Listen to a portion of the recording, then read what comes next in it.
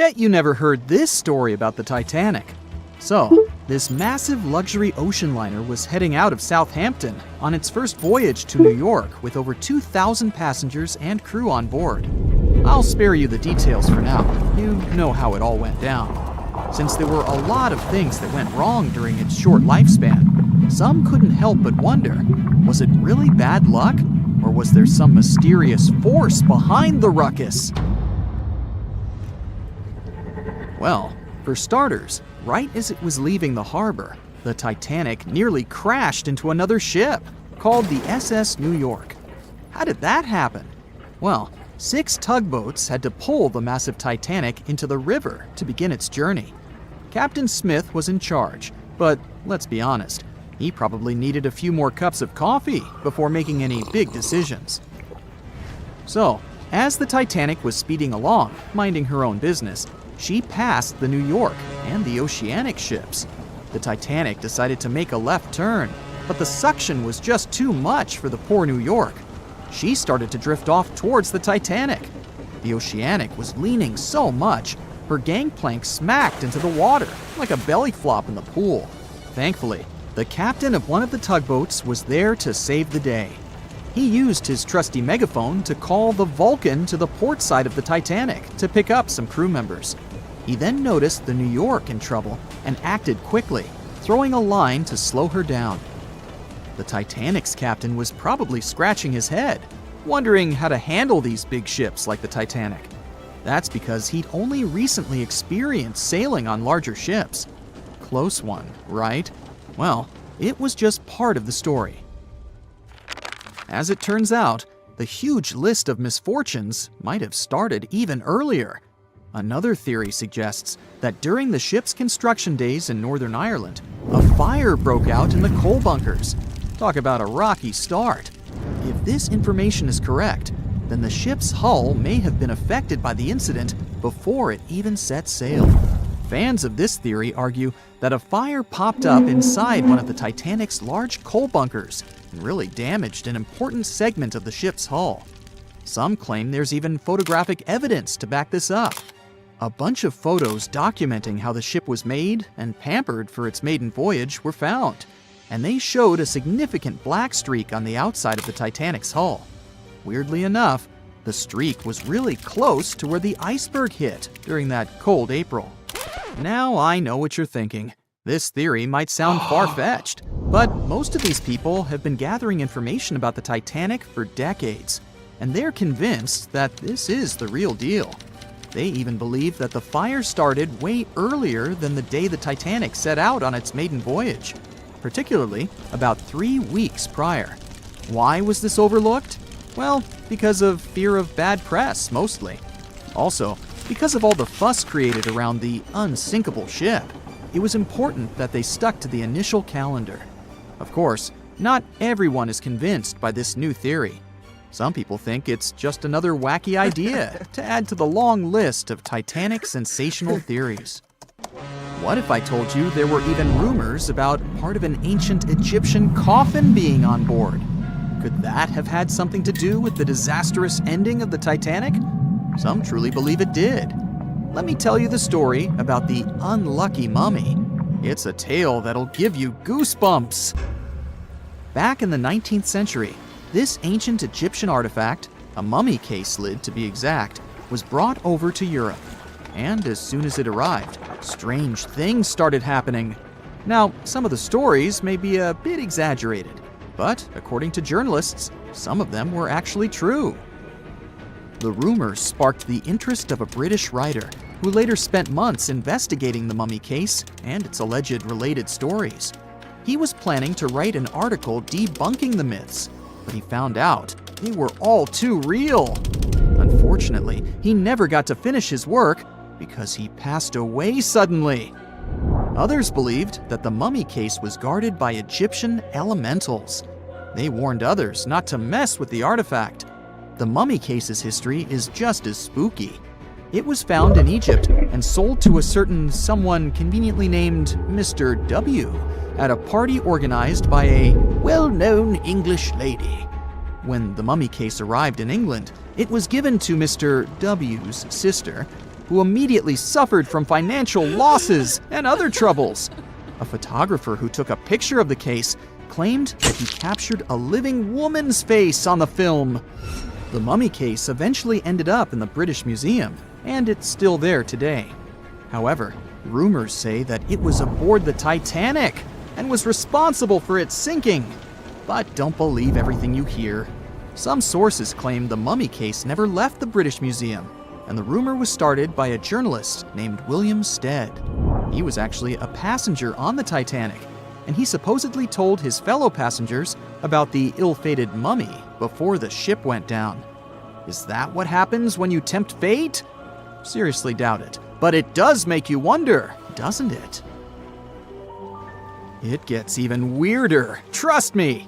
About 50 passengers got cold feet before the ship took off, and they refused to board the Titanic at the last minute, even if it meant that they'd lose the cost of the ticket.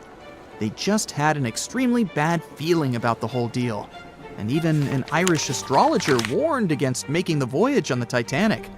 I doubt he saw a big ol' iceberg hidden somewhere in the stars, but it does add up to the mystique surrounding the Titanic. And do you know what's even worse? The fact that the ship's binoculars, which could have helped prevent the iceberg collision, were locked up. Apparently, those binoculars could have been used by lookouts on that fateful night. But guess what? The key was held by David Blair, an officer who was sadly bumped from the crew before the ship's departure. Poor guy. He probably didn't even know what he was holding on to. Now, some historians think that if those binoculars were in use, the iceberg might have been spotted earlier. But hey, let's not point fingers here. Others argue that it wouldn't have made a difference. Who knows? Maybe the lookout was too busy looking at the stars to notice a giant iceberg in front of them. But seriously, what were they thinking?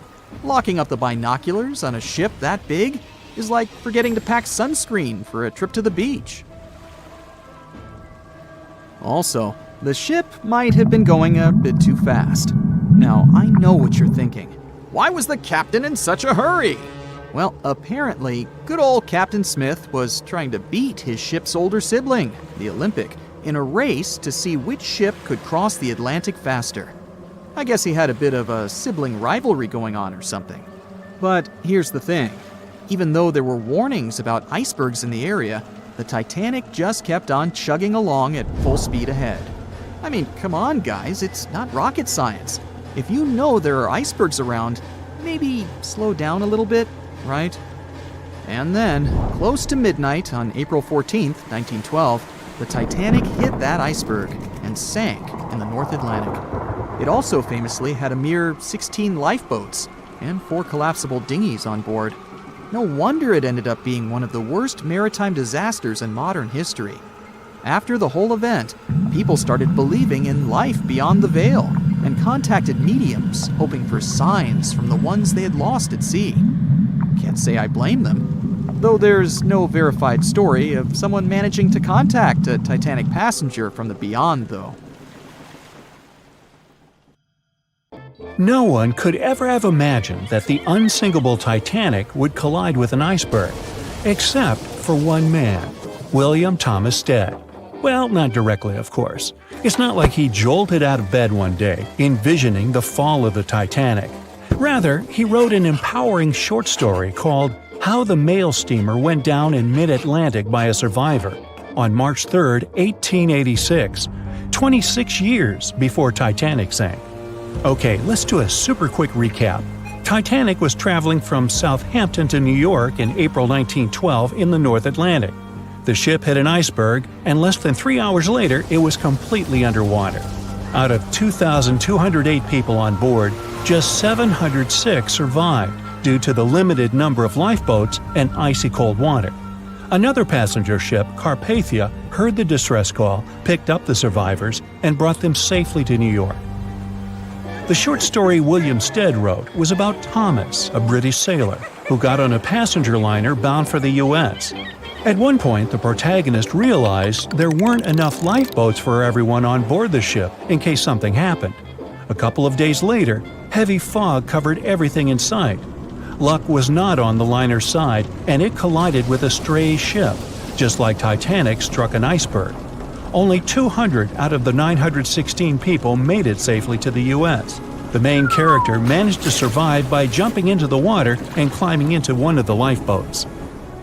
Now, you'd think that the story riled up everyone in the industry to add extra lifeboats on ships. But sadly, it received very little attention when it was published. Even more tragically, William Thomas Stead was on Titanic when it sank, and he didn't make it. The survivors who knew Stead mentioned that he had always been cheerful and had loved to chat during meals. He complimented the ship's design and how sturdy it was.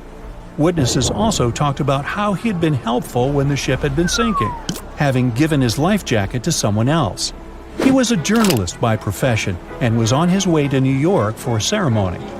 One of his most important contributions to modern journalism was the use of illustrations in every newspaper article. He also introduced newspaper interviews, and they're still used to this day along with illustrations. But this story wasn't the only published work that predicted the disaster. Morgan Robertson was an author and former ship captain who wrote short stories and novels. His most notable novella is The Wreck of the Titan. It's also known as Futility. The book was written in 1898, 14 years before Titanic. It was a fictional story about the Titan, an ocean liner similar to Titanic, which was crossing the North Atlantic. It's also a coincidence that Titan was just as fast as Titanic and shared many other similarities, like size and design. The book described it as unsinkable and the largest ship to hit the ocean at the time. That's what they said about Titanic, too. Another eerie similarity was the limited number of lifeboats it had. The story took place in April, and that's when Titanic set off on its journey and hit the iceberg. The Titan story also mentioned that barely anyone had survived that horrible accident. Unlike Stead's story, the protagonist of Robertson took a different path. The Titan sinking happened somewhere halfway through the book, so after the accident, the main character went on with his life. The book was brought back into the spotlight after the Titanic disaster. How could someone describe the events that took place almost a decade later so accurately? Many started to believe Robertson could see the future. But the reality was that Robertson knew his way around a ship. It was easy for him to write down the nitty-gritty of things without doing more research. Realistically, one of the biggest threats for ships at that time was hitting an iceberg or colliding with other ships. The next story sounds somewhat mysterious. Once, Alex Mackenzie heard a voice that warned him not to board Titanic. But when he turned around, there was nobody there. As he continued walking, the voice spoke to him again. But this time, it was louder and more distinct. He took the warning seriously and decided to cancel the trip and go back to Glasgow, Scotland, his hometown. His grandparents weren't too happy to find him back home instead of on Titanic. After all, the ticket was very expensive. That disappointment very soon disappeared when they heard that the ship had struck an iceberg. John Coffey was a member of the crew of Titanic, but he decided to ditch the ride when the ship stopped at his hometown in Queenstown, Ireland. His inner voice told him to get off the liner, and he did.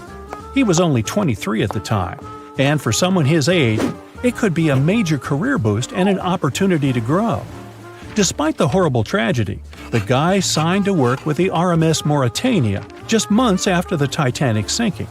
Talk about commitment. Some added info was revealed about what may have contributed to the fall of Titanic.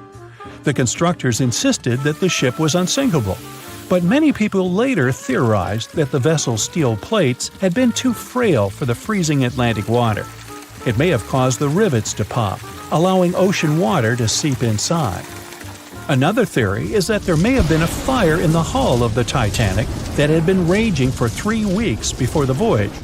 The fire softened the steel, allowing the iceberg to cut through it like a hot knife through butter. Some pictures before the ship set off on its journey show black marks on the hull, which could have been caused by fire. Either way, the iceberg would have caused significant damage in any case, no matter if there was a fire or not. Some people also blame those who designed the Titanic. The ship was built with large joints at the bottom, which probably snapped easily during the collision. Of course, these are all theories. But we know for a fact that the iceberg was the main character of this drama, and that the works of Stead and Robertson should have been taken seriously.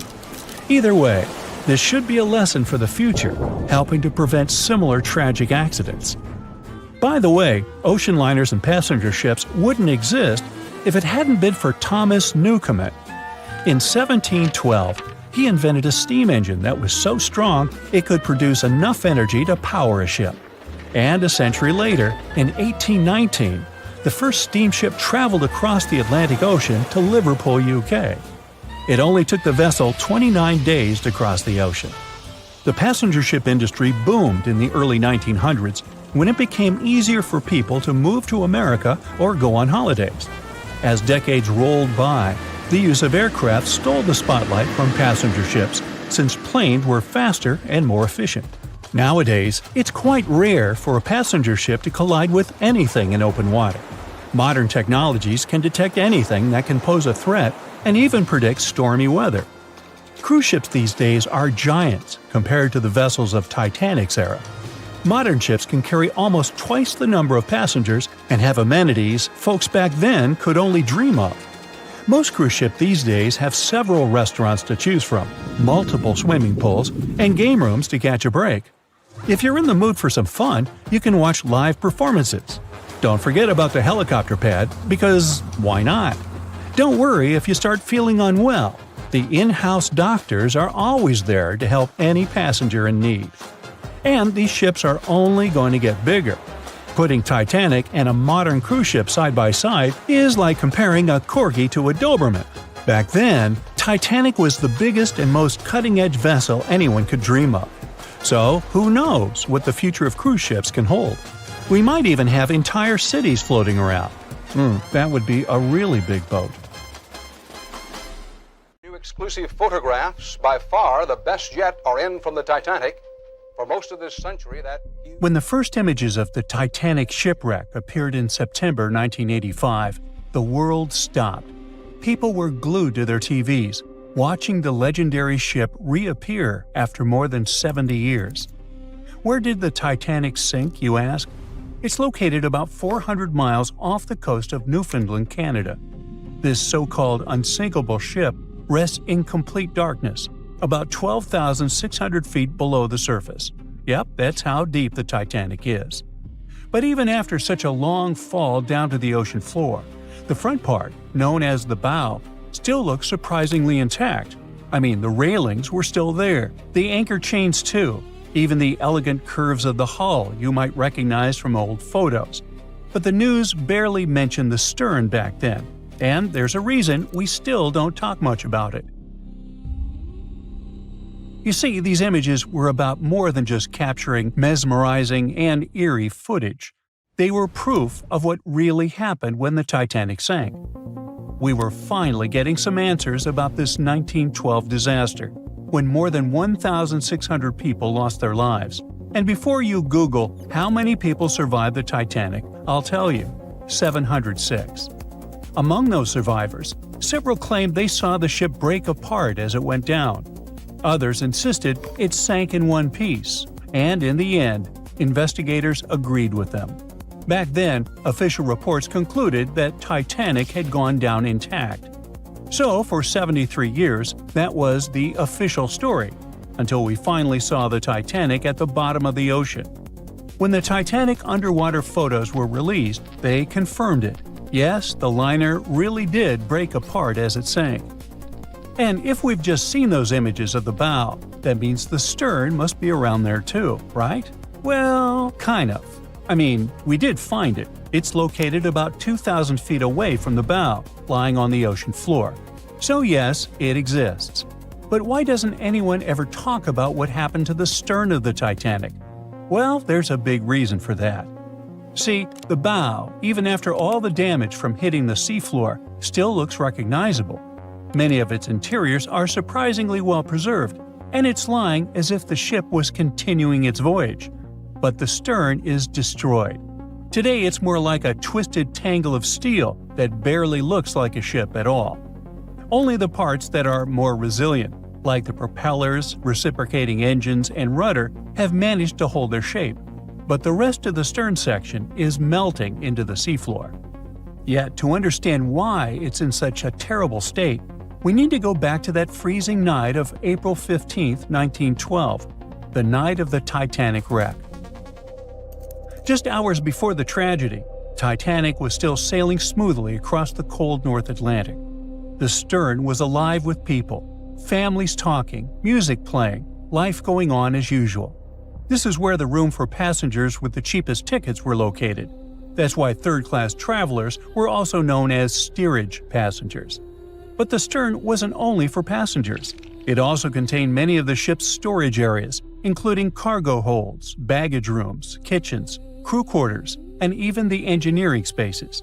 And hold on to that info, it's going to be important in a second. So let's jump straight to when the liner struck the iceberg. As the bow began to sink, the stern slowly lifted out of the water, putting enormous strain on the middle of the ship. By around 2 in the morning, the lights on Titanic flickered and then went out. Moments later, the ship broke in two, and the bow disappeared beneath the waves. The stern briefly settled back on the water before rising again, this time almost vertical. It stayed upright for a few seconds and then began its final plunge. At about 2:20 in the morning, the stern vanished beneath the Atlantic. Titanic was gone. What was happening beneath the water were two completely different scenarios. First, the bow slowly filled with water and began to drift downward, almost sailing gently like a submarine. Because of that, it managed to keep its shape and stayed mostly intact. But Titanic's stern collapse was a whole different story. The stern was ripped wide open where the ship had split apart. Water rushed in through that open end at incredible speed. This sudden flooding made the stern plunge downward much faster than the bow. The rush of water created so much turbulence that pieces were ripped off and scattered all around the ocean floor. Now, remember what I said earlier about the spaces inside the stern? Those huge storage areas were wide open, and many of them contained air pockets. So when the stern section broke away, it still had compartments filled with trapped air. As it spun down into the depths, this increasing water pressure crushed those pockets one by one. The surrounding structure began to implode, scattering pieces of metal, furniture, statues, and passengers' belongings across the ocean floor. So many experts believe the immense water pressure made that section collapse as it sank, and that's why we can't see much of it today. And now you know the answer to the Titanic back section mystery. We don't talk about it much, simply because there's not much left to see. It's like the part of the Titanic story that's too broken or too painful to talk about openly. The side of the ship that truly feels lost. And sorry to say this, but that's the future of the bow, too. I mean, it won't be there forever. The iconic shape of the wreck is changing year after year, and not in a good way. The front part of the Titanic is deteriorating, and one day it'll be entirely gone. Down on the seabed, the Titanic faces enormous pressure, nearly 390 times greater than at the surface. The good news is there aren't any air pockets left inside the ship, so big implosions won't happen again. But the bad news is that the ship's own weight is now helping to tear it apart. As those 52,000 tons of steel slowly settle into the ocean floor, they twist and pull on the hull. Submersible missions have already spotted large cracks running through the steel plates, and even the decks themselves are starting to cave in. And there's something else. The wreck might look cool and spooky today, but that actually comes from a thick layer of bacteria and microbes covering it. The problem is, they're slowly eating the Titanic. Yep, most of the corrosion happening down there is caused by bacteria, and this is gradually weakening the entire structure. Steel plates, beams, and supports are getting thinner every year. Scientists estimate that the ship is losing between 0.13 and 0.2 tons of iron every single day. Still, even at that rate, the wreck won't vanish overnight. Experts believe it could take up to 420 years for the liner to disappear completely. Until then, we'll keep watching this sad but natural process unfold. Parts of the ship had been falling apart little by little since the night when Titanic sank, and a lot has already changed since we started taking underwater photos, like the railing sections that have dropped and the ceiling in the captain's bathroom that's collapsed. That's why so many expeditions are now focused on capturing footage and detailed scans of the Titanic shipwreck to preserve its memory before the ocean takes it all. It's our way of keeping the story alive, even as time and nature continue their quiet work. Maybe those hungry bacteria can take a break from their buffet, so that Titanic can rest in peace with many more years to come. Everyone knows the story of the Titanic, but not many people know that Titanic had two sister ships, and that on the night of its sinking, one of them was rushing to help but didn't make it in time. Bad luck seemed to follow the trio of ships, but each one of them had glorious moments that live in the minds of those who sailed in them. Keep on watching to discover a story of awe, ingenuity, and ill fate. And don't forget to click the subscribe button and turn notifications on to join us on the bright side of life. You know how the iceberg hit the Titanic, how the band played to the end, and how the whole tragedy unfolded, but before it happened, it would have seemed an impossibility for such a ship to meet the end it did. None of that could have been foreseen by White Star Line, the company who built the Titanic, who had high hopes for what the unsinkable ship and its sister ships, the Britannic and the Olympic, would accomplish. The Olympic was the first of the trio to make sail on June 11, 1911, heading towards New York. The sheer size of it would wow the crowds. The Olympic's maiden voyage went without incident, and a crowd of 8,000 people in New York got to explore its luxurious accommodations while it was docked there. There were high expectations for the massive ship, but just around 2 months later, the Olympic crashed with the HMS Hawke. The Hawke got the brunt of the damage, as the bow was left flat as a pancake. After the crash, the Olympic made its way slowly back to Belfast, where the Titanic was being constructed. On the dock, people could see the two enormous ships side by side, as parts of the Titanic were used to put the Olympic back in shape. A rare sight to behold. And on April 14, 1912, the Titanic hit an iceberg, and minutes later, the crew radioed nearby ships for help. That night, the Olympic was returning from New York when it received the distress signal. The ship turned around and rushed at full speed towards the Titanic, but they were so far away that they would have arrived next night. At some point during the early hours of April 15, 1912, the crew of the Olympic decided they wouldn't make it in time and stopped course. The survivors of the Titanic were eventually rescued by the Carpathia. Olympic was set up with lifeboats for all crew and passengers after the Titanic sank. It went from having 20 lifeboats to 64. Changes were also made to the watertight bulkheads, and an extra hull to construct a type of double hull was installed. It was determined that a double hull would have kept the Titanic from sinking. For several years, Olympic was used in the war effort against Germany. Throughout the years, Olympic carried over 200,000 passengers, which included thousands of Americans fleeing from Europe and troops battling during World War I. One of the most significant moments for this ship was when it struck a German submarine and sank it. It was discovered that the submarine was preparing to fire a torpedo on the Olympic before Olympic rammed it. The Olympic ended up sailing the seas for 3 decades, which earned her the nickname of the Old Reliable, despite some previous accidents.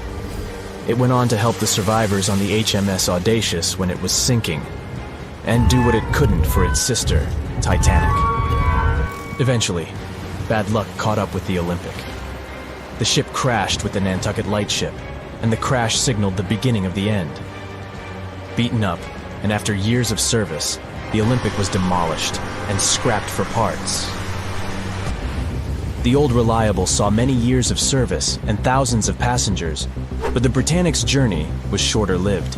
When the Titanic sank, White Star Line was faced with a problem since they already had another enormous ship in the works. White Star Line began construction on the HMHS Britannic on November 30th, 1911, around 4 months before the Titanic sank.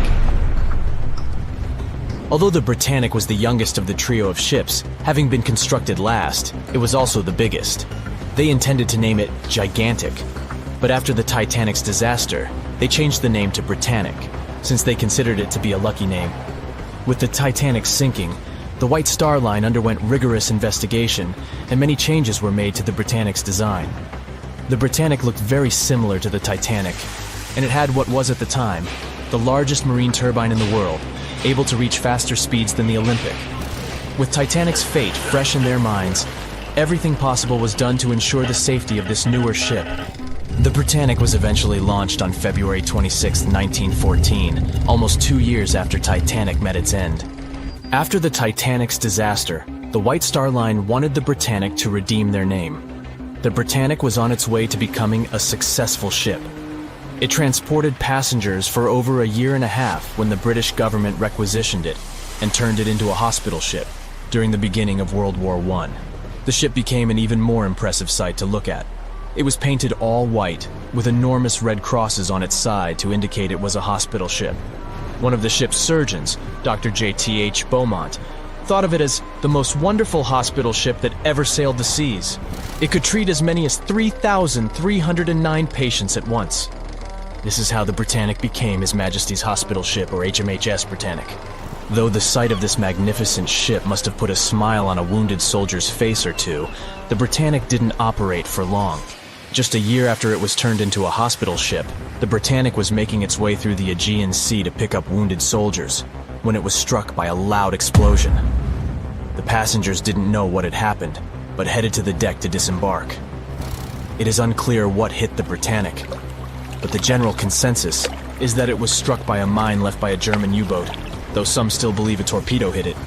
The captain tried to move the ship to a beach close by, but the ship was sinking fast. In the desperation, against the captain's orders, several crew members launched lifeboats and disembarked. But since the ship was moving and the propellers working, the lifeboats were sucked and destroyed by the propellers. Though so much effort had gone in to ensure the Britannic was safer than the Titanic, whatever explosion occurred left the Britannic in the same dire condition as the Titanic in just 10 minutes. In a cruel twist of fate, it also sank in the ocean. Unlike Titanic's enormous death toll, only 30 people perished in the sinking of the Britannic, and over 1,000 survived. So many people survived because the accident happened in the morning, when the temperature of the water was warmer and the Greek island Kea was close by to offer help. In the end, the Britannic only sailed the seas for over 2.5 years. The bad luck that followed the Titanic and the Britannic and the accidents and demise of the Olympic was remarkable. But what was most impressive is that there was a woman who sailed on all 3 ships and survived. Violet Jessup was a crew member and nurse aboard the ships. She was there when the Olympic collided with the HMS Hawk in 1911 and disembarked safely. 2 years later, she escaped the sinking of the Titanic in lifeboat number 16, and she showed some women it was safe to board the lifeboats. You'd imagine that would be enough to keep her from ever getting on a boat again, but not for her. A few years later, she served as a nurse in the Britannic while it was used as a hospital ship. When the explosion occurred, Violet jumped overboard, was pulled under by the water, and hit her head on the keel but survived. Can you imagine her experience? She must have had nerves of steel. All in all, the trio of ships saw journeys of triumph and tragedy. Ill fate might have followed them, but all the survivors were left with incredible stories to tell. So tell us, Brightsiders, would you have liked to have seen any of these ships in real life? Let us know in the comments section. Don't forget to give this video a like, share it with your friends, and click subscribe to stay on the bright side.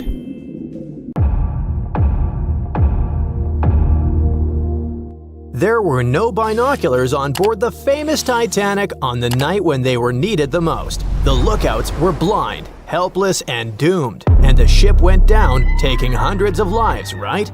Well, it's just one of the many myths from a whole ocean of half-truths, rumors, and dramatic retellings the Titanic is still sailing in.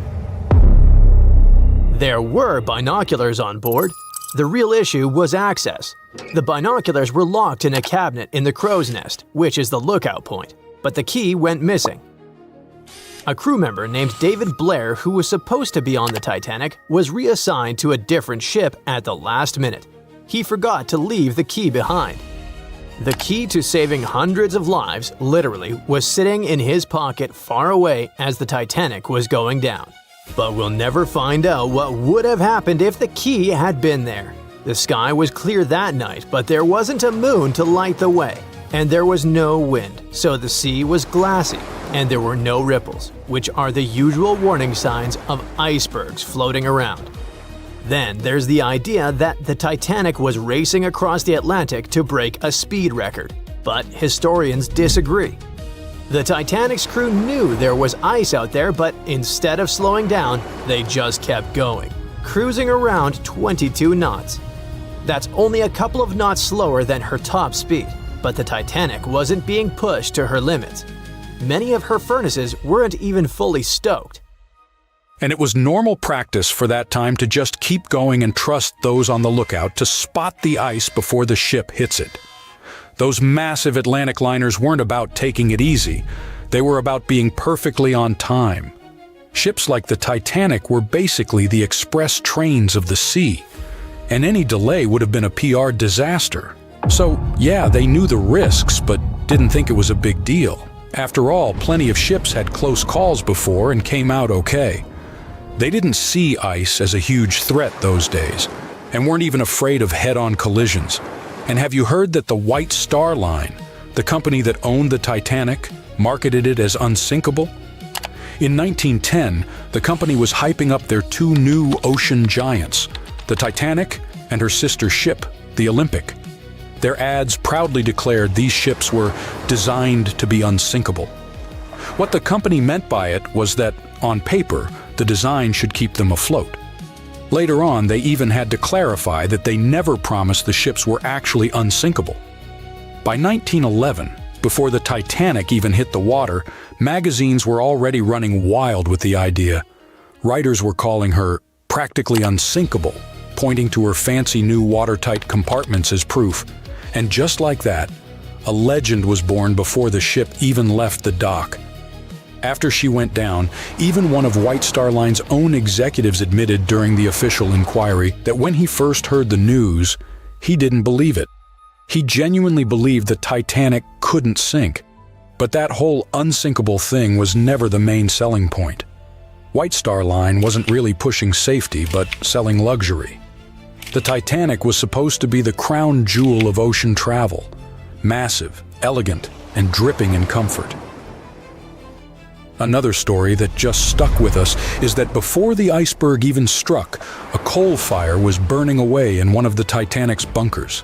It weakened the ship's hull and made it more vulnerable. Some people even say that fire caused or accelerated the sinking. Well, it's partially true. There was a coal fire in one of the Titanic's coal bunkers before the voyage. Fires in coal bunkers weren't unusual in steamships of the time. They could smolder for days. But it was nothing like a fire that would be raging uncontrollably. Historical timelines, crew logs, and structural analysis all indicate that a fire of such intensity and in such a position couldn't have caused fatal structural damage. If the fire had done that much harm, the ship might have failed even before the collision. But the Titanic stayed afloat for over 2 hours, which means the real villain was still the iceberg. Another twist to the fire story is that it could have distracted the crew, preventing them from dealing with the iceberg situation properly. That sounds more plausible, but still, that's not the same as saying the fire was the real culprit. Speaking of the real culprits, there's no doubt it was an iceberg, but the scale of disaster it caused was way more subtle than a big movie-style gash in the hull.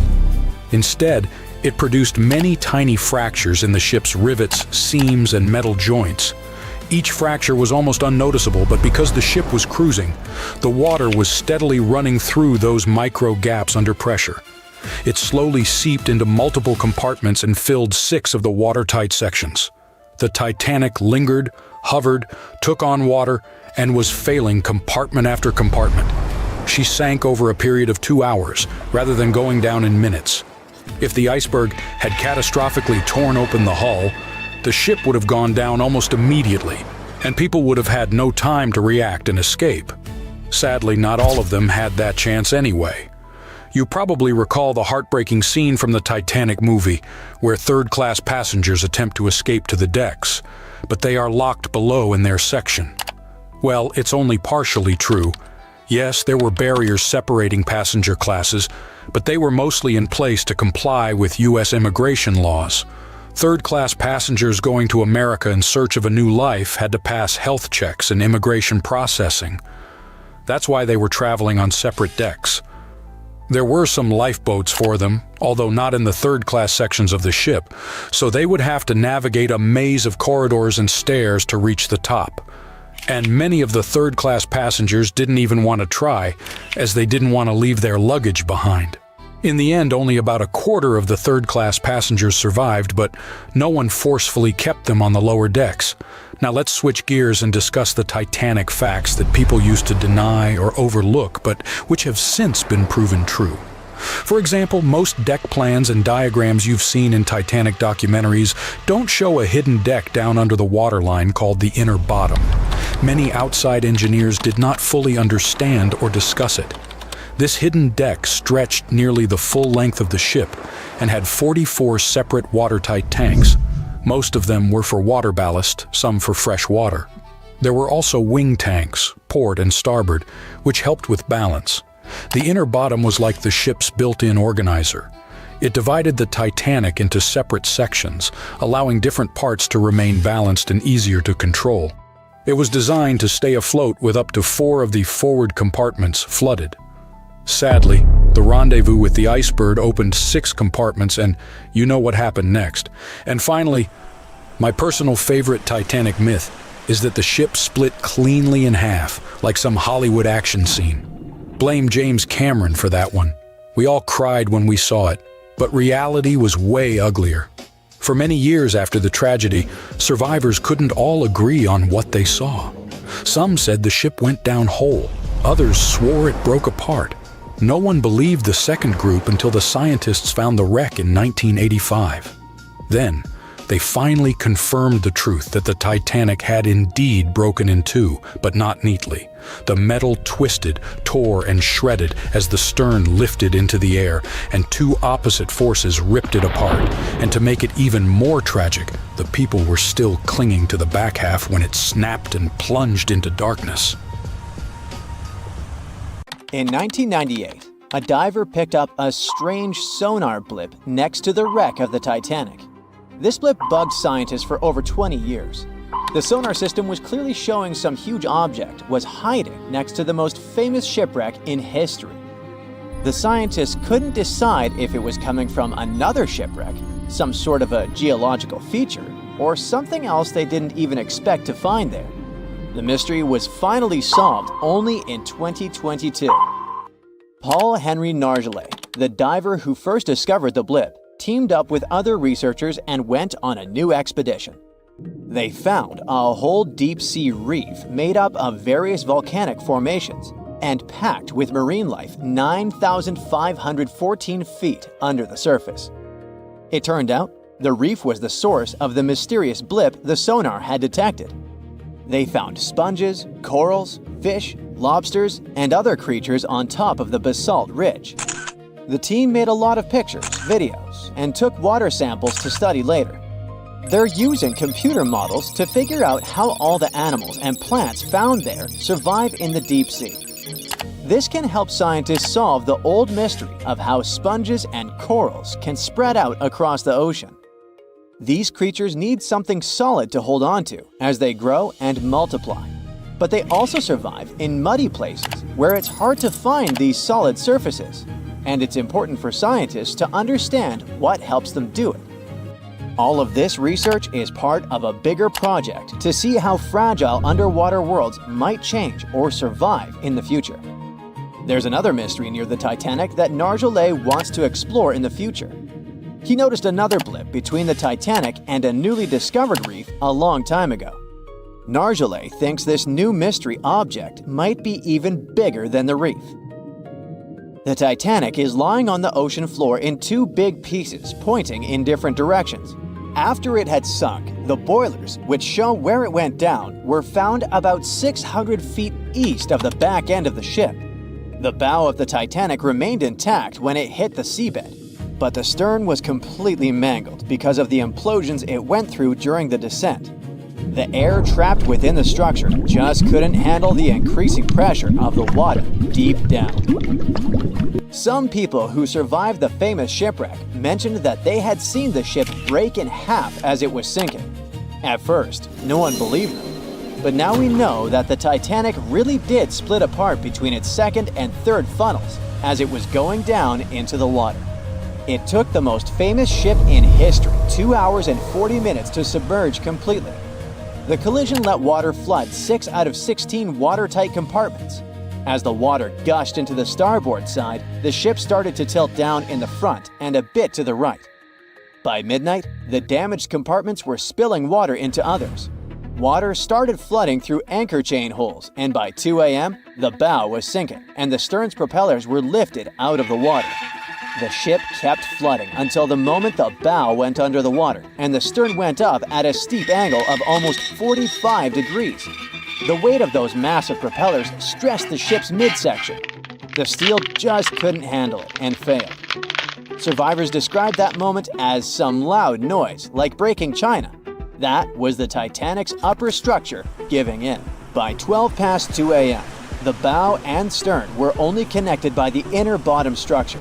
Minutes later, the bow, weighing around 16,000 tons, broke loose from the stern.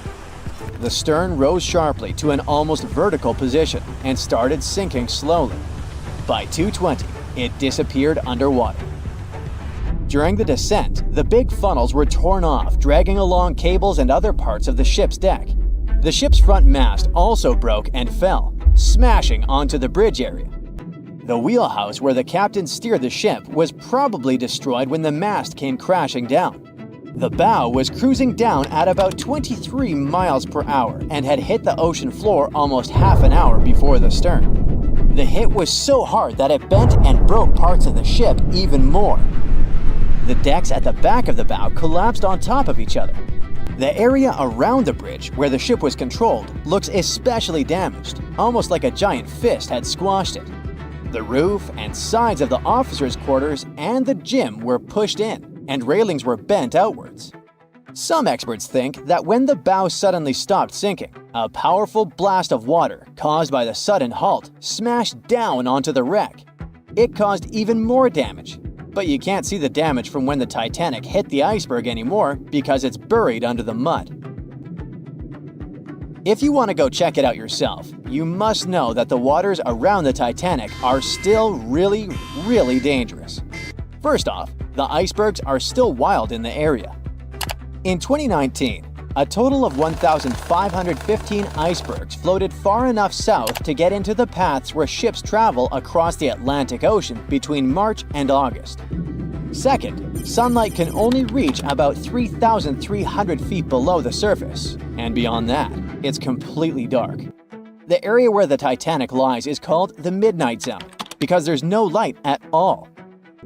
When scientists go down to explore the Titanic, they spend over 2 hours descending through pitch-black water before the ocean floor suddenly appears under the lights of their submersible. Seeing anything down there is tough because the submersible's lights only light up a few feet ahead, so it's easy to get lost. To help find their way, explorers use detailed maps of the Titanic wreck site, built over many years, and special tools like accelerometers and gyroscopes to track the ship's position and orientation.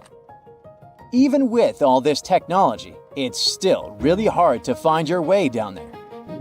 Plus, the deeper you go in the ocean, the more pressure there is from the water all around. At the bottom of the ocean where the Titanic rests, the pressure is about 390 times higher than what we feel at the surface. Because of this, subs need to have really thick walls to survive these extreme conditions and keep the people inside safe. The currents down there aren't as powerful as on the surface, but sometimes so-called benthic storms can create powerful underwater currents that can sweep things away from the ocean floor. The Titanic is affected by them. The currents near it mostly flow from east to west and from northwest to southwest, but they can change direction a lot, especially around the bow section of the wreck. Many experts think that over time, these currents will move enough sand and mud to cover the Titanic wreck with layers of sediment. After more than 100 years underwater, the Titanic slowly started to break down. Tiny microbes have been eating away the metal over the years. This created rusty icicle-like formations called rusticles. These rusticles are making the ship fall apart even faster, especially on the back part. Scientists believe this wreck is breaking down 40 years faster than the front. The wreck is slowly collapsing bit by bit every year, but as long as no one touches or goes inside it, it should stay mostly intact for now. And finally, scientists have found evidence that huge landslides happened around the Titanic wreck long ago. These landslides sent tons of sediment sliding down from the nearby continental slope. They think the last big landslide like this happened tens of thousands of years ago and left layers of sediment up to 328 feet thick.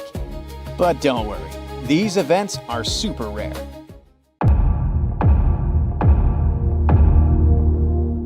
There were no binoculars on board the famous Titanic on the night when they were needed the most. The lookouts were blind, helpless, and doomed, and the ship went down, taking hundreds of lives, right? Well, it's just one of the many myths from a whole ocean of half-truths, rumors, and dramatic retellings the Titanic is still sailing in. There were binoculars on board.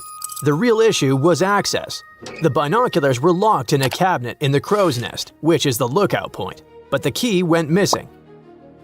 A crew member named David Blair, who was supposed to be on the Titanic, was reassigned to a different ship at the last minute. He forgot to leave the key behind.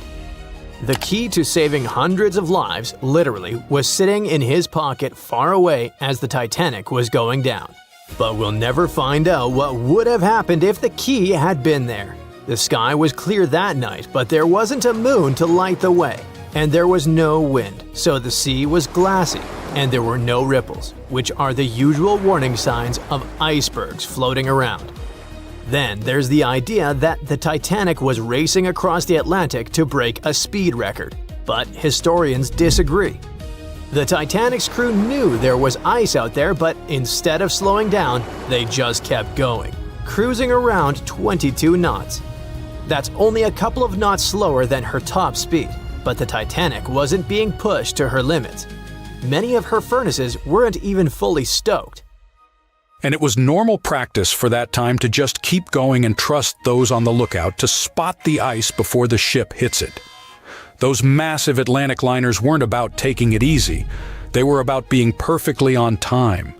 Ships like the Titanic were basically the express trains of the sea, and any delay would have been a PR disaster. So, yeah, they knew the risks, but didn't think it was a big deal. After all, plenty of ships had close calls before and came out okay. They didn't see ice as a huge threat those days, and weren't even afraid of head-on collisions. And have you heard that the White Star Line, the company that owned the Titanic, marketed it as unsinkable? In 1910, the company was hyping up their two new ocean giants, the Titanic and her sister ship, the Olympic. Their ads proudly declared these ships were designed to be unsinkable.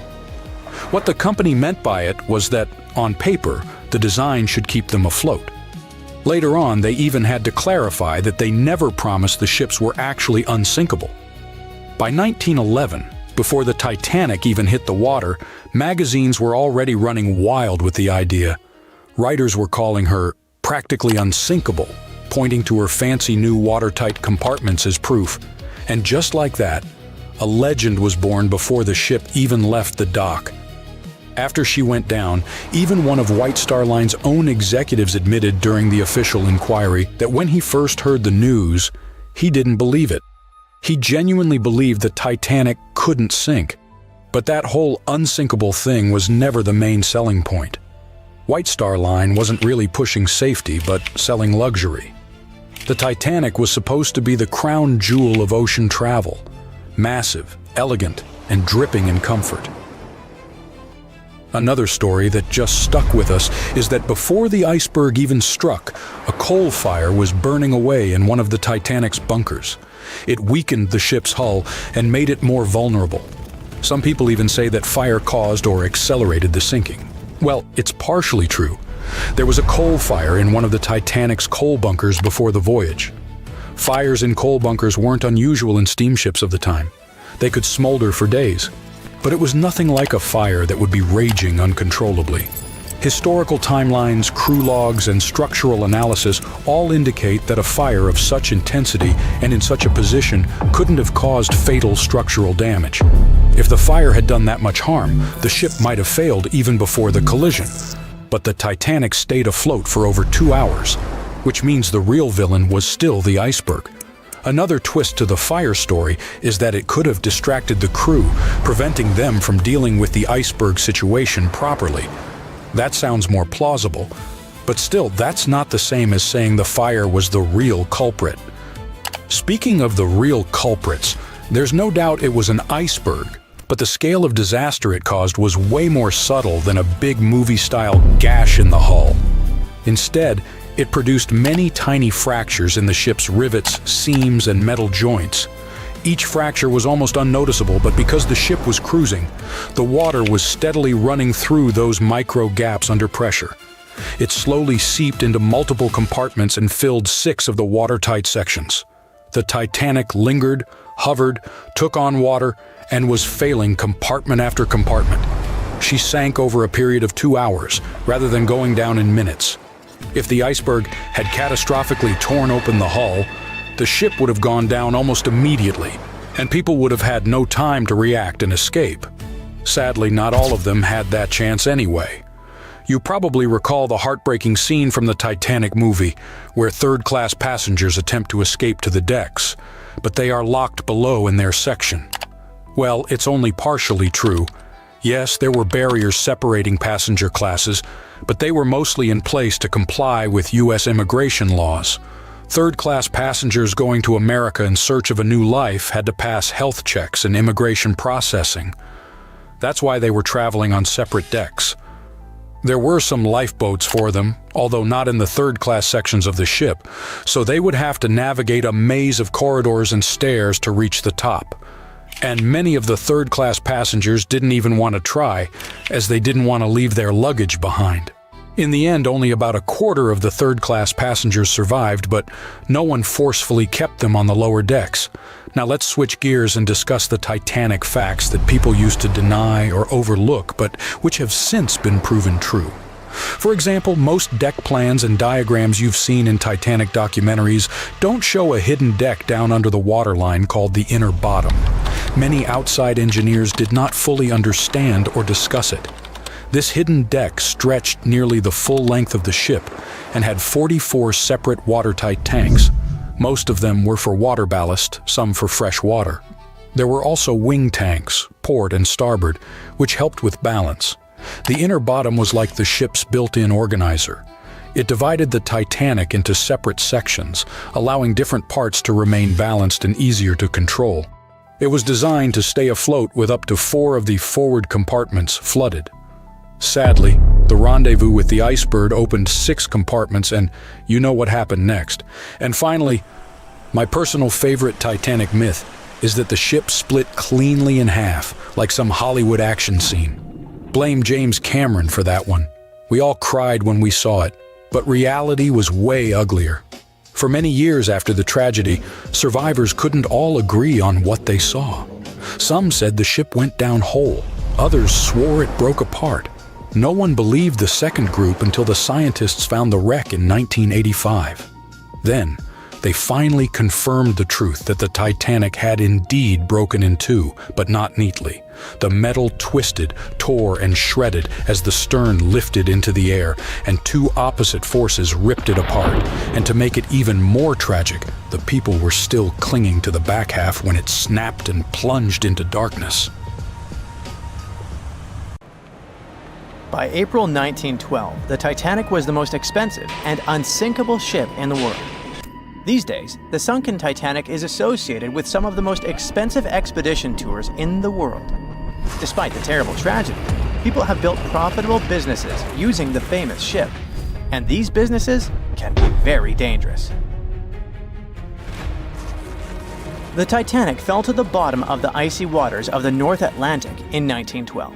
It was more than 70 years before people finally discovered the ship. It happened in the 80s, when researcher Robert Ballard carried out a secret mission to search for sunken submarines. In addition to his mission, Ballard also wanted to search for the wreckage of the Titanic, if he had the time. In short, he did find the Titanic. This discovery became the beginning of big profits, fighting for customers, lawsuits, and the destruction of the wreckage. Shortly after the discovery, Ballard came to the U.S. Congress and testified about the Titanic he'd found. He suggested making a sea memorial out of the wreck's site and leaving this place untouched. In 1986, Ballard installed a plaque on the Titanic, and the story ended there. But not for long. The Titanic tragedy was a popular theme, so many companies realized they could make a lot of money out of it. In 1987, an American company, Titanic Ventures, descended to the wreckage together with the French National Institute of Oceanography and got about 1,800 artifacts from there. Then the company received the rights from the US government to rescue the Titanic by parts. Over the course of several years, they made several other expeditions and took more than 2,000 artifacts. The company created a museum where it exhibited the found jewelry, interior elements, personal belongings of passengers, and a lot more. Some artifacts were put up for auction. The company made good profits and inspired many others to do the same. For example, let's take a look at this pocket watch. It belonged to a guy named Edmund Stone, who was a first-class steward. The watch stopped at 2:15 a.m. when it fell into the icy ocean water. After almost 100 years, it was sold for 130,000 euros, which is about $135,000, and is far from the highest price. Another item is the Titanic's ship plan. This is one of the most authentic artifacts from the ship, and it had a practical use. Experts used this blueprint to investigate the wreckage. It helped them understand where the iceberg had struck the Titanic. This plan was sold at auction for $320,000. Do you remember that moment in the movie when the ship began to sink and the violinists started playing their last song? It was actually true. There were real musicians on board who were playing till the end. One of them was Wallace Hartley. Unfortunately, he didn't survive the disaster, but his violin did. Even though it's impossible to play it, it was sold for $1.5 million. In general, as you understand, the hunt for the Titanic's artifacts turned out to be quite profitable. Then, director James Cameron came down to the Titanic. In 1997, he released his famous movie with the same name, and the popularity of the Titanic soared. Collecting the artifacts was no longer so interesting. People wanted to go down to the famous ship on their own. The high demand provided a good supply. In 1998, British company Deep Ocean Expeditions organized tours to the Titanic for only $32,500. From that time until 2012, the company conducted 197 dives to the wreckage of the ship, and during this time, the ticket price doubled. The company Titanic Ventures, which was the first to get an artifact from the sunken ship, later received the name RMS Titanic Inc., and it sued Deep Ocean Expeditions because it believed that its exclusive rights to salvage the ship's artifacts prevented other companies from conducting underwater tours. RMS Titanic won the court case and banned Deep Ocean from conducting expeditions, but this decision was overturned in 1999. In short, litigation and fights between competitors began. People continued to go down to the seabed to see the legendary ship. There were other companies that organized their own tours. Tourists descended to the Titanic inside underwater bathyscaphs. In 2001, an American couple had a wedding inside an underwater vessel that floated next to the Titanic deck. The profit was growing, customers were coming, and everything was fine, not counting the Titanic itself. The more tourists came down to the ship, the more damaged it got. People wanted not only to see, but also to touch the wreckage. The bathyscaphs could accidentally hit the ship and break apart its parts. The churning of the water caused by boat propellers could also damage the old ship. During one expedition, a bathyscaph crashed into the Titanic, but those who did it kept silent about this incident. In addition, the seabed where the ship lies is littered with garbage. bottles, chains, weights, nets that people left during rescue operations and tourism. More than 100 years after the tragedy, the Titanic has finally received UNESCO protection. This means that many countries have received the right to prohibit going down to the Titanic, taking artifacts from there and selling them. The saddest thing is that this hype around the Titanic led to another tragedy.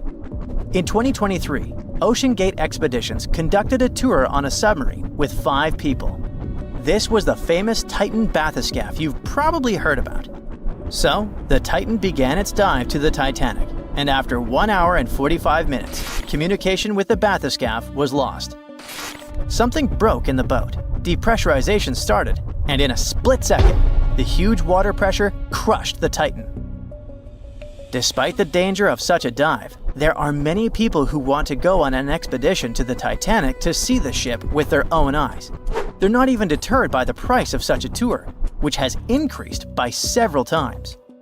But for those who don't have several $100,000, oceanographers and divers have created a digital copy of the sunken Titanic. Using a computer, you can visit the ship, walk through its halls, cabins, and deck. The copy has preserved some parts of the ship which don't exist anymore. For example, the famous railings on the ship's bow where Leonardo DiCaprio hugged Kate Winslet have recently collapsed. And you can also visit museums dedicated to the Titanic. There, you'll see various photos, elements of the ship, personal belongings of passengers, and many other artifacts. Anyway, if you have a lot of money and you still want to go down to the Titanic, think twice. And in general, ordinary scuba diving is a rather dangerous thing. These are the problems it can cause. When you dive underwater without preparation and come up too fast, you're likely to encounter decompression sickness, which is also called the bends. Due to the rapid decrease in the pressure that surrounds you, nitrogen bubbles move through the body and might cause paralysis, severe discomfort, spinal cord damage, and many other troubles. Wait a minute, what are nitrogen bubbles doing in your body anyway? Your cylinders contain compressed gas that consists of nitrogen and oxygen. And when you inhale this substance and the pressure around you sharply decreases, nitrogen accumulates in bubbles. According to Henry's law, the solubility of gases in a liquid is directly proportional to the external pressure. The liquid is flowing in your veins and arteries, and the external pressure is tons of seawater around you. Any change in your body pressure can also cause loss of consciousness, and underwater depths are not the best place to faint. Check out on YouTube what happens to people who don't adhere to safety regulations and experience the bends. You'll see that this is a rather unpleasant feeling. What if you get a bad instructor, or you panic and start rising too fast? Or the depth might turn out greater than you expected. Of course, when you're inside a bathyscaphe, looking at the Titanic through the window, you feel much more comfortable. But if you're going to scuba dive to big depths, good preparation is vital for you.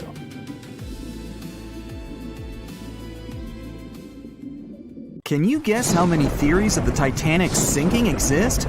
Right, loads, including a theory of my own, which I'm going to share with you today. And then you can decide which one seems most likely to you. One Piece theory. The very first version of the events was the One Piece theory. It's very simple and basically claims that the sinking happened without any breakups. 2:15 a.m., the ship collides with an iceberg. 2:18 a.m., the lights go out. The ship reaches an angle of 45 degrees and then quickly begins its final plunge into the ocean depths. 2:20 a.m., only about 3 minutes later, the RMS Titanic disappears under the surface of the ocean for good. The liner doesn't break, it just goes down as a whole piece. Of course, this can't be true. In April 1912, the Titanic was not only the largest ship in the world, but also the largest ship ever built. It's hard to believe that such a heavy vessel could have gone down without breaking. That's just impossible. Well, I mean, you can't blame the theorists. Before we found the wreckage, there were no other theories. Wait a minute, or were there? The day after the disaster, the survivors gave their interviews. They talked about what had happened. and some of them claimed that the ship had actually broken in two when it had been flooded. For example, Jack Thayer, a 17-year-old boy, outlined the sinking as he remembered it, and L.D. Skidmon drew a sketch based on his description. The picture clearly showed the ship breaking in half. But no one believed Jack or other witnesses. There was no evidence, so their claims were received with a grain of salt. But in 1985, things changed. First breakup theory. That's when Robert Ballard found the wreckage of the Titanic in the depths of the ocean. When people saw the wreckage, it became clear that Jack and the other survivors had been right. The Titanic did indeed break in two when it sank. So it's time for a new theory. 2:15 a.m. The keel breaks, the starboard list eases, and the hull continues to bow and crumble. 2:17 a.m. The galley sections break off. The towers immediately drop under their own weight. The lights go out. The stern is pulled into the air. The bow breaks off and starts sinking. The aft is barely hanging on to the starboard side of the stern section superstructure. The stern section slowly lists over to port as it begins sinking again. It rises up one last time and pivots in a semicircle as it sinks. It all sounds pretty convincing, right? But people began to find plot holes in this theory. For example, the Titanic couldn't have held together until it reached such a high angle. The breakup would have had to begin much earlier. This only meant there was still a vast field for research and speculations. So people started to come up with their own possible scenarios. How about we look first at the ones no one likes? V-brake and Aaron 1912 V-brake. According to the first breakup theory, the Titanic reached a high angle, and the weight of its unsupported stern caused it to crack from the top down. But it's physically impossible. So, are there any other ideas? In 2006, Roger Long, a naval architect, decided to research a so-called V theory. 2:17 a.m. The breakup begins at a shallow angle, perhaps as little as 11 degrees. The upper structure fails and starts to crack. At this moment, only its double bottom is holding the Titanic together, but it starts to bend under the strain too, failing the ship. Water is pouring through the crack. It increases the weight in between the two sections, bending the Titanic the other way and pulling it into shape somewhat resemblant to the letter V. The upper decks get mangled and bent together. The bow heads for the bottom, and the stern is the last to sink. This theory has since been disproven many times, though. Roger Long believed it because the broken edges of the upper decks in the Titanic's bow section were all mangled and crushed. However, we have learned that it happened because of the so-called hydraulic downburst, the force of the water crashing into the deck as the Titanic hit the ocean floor.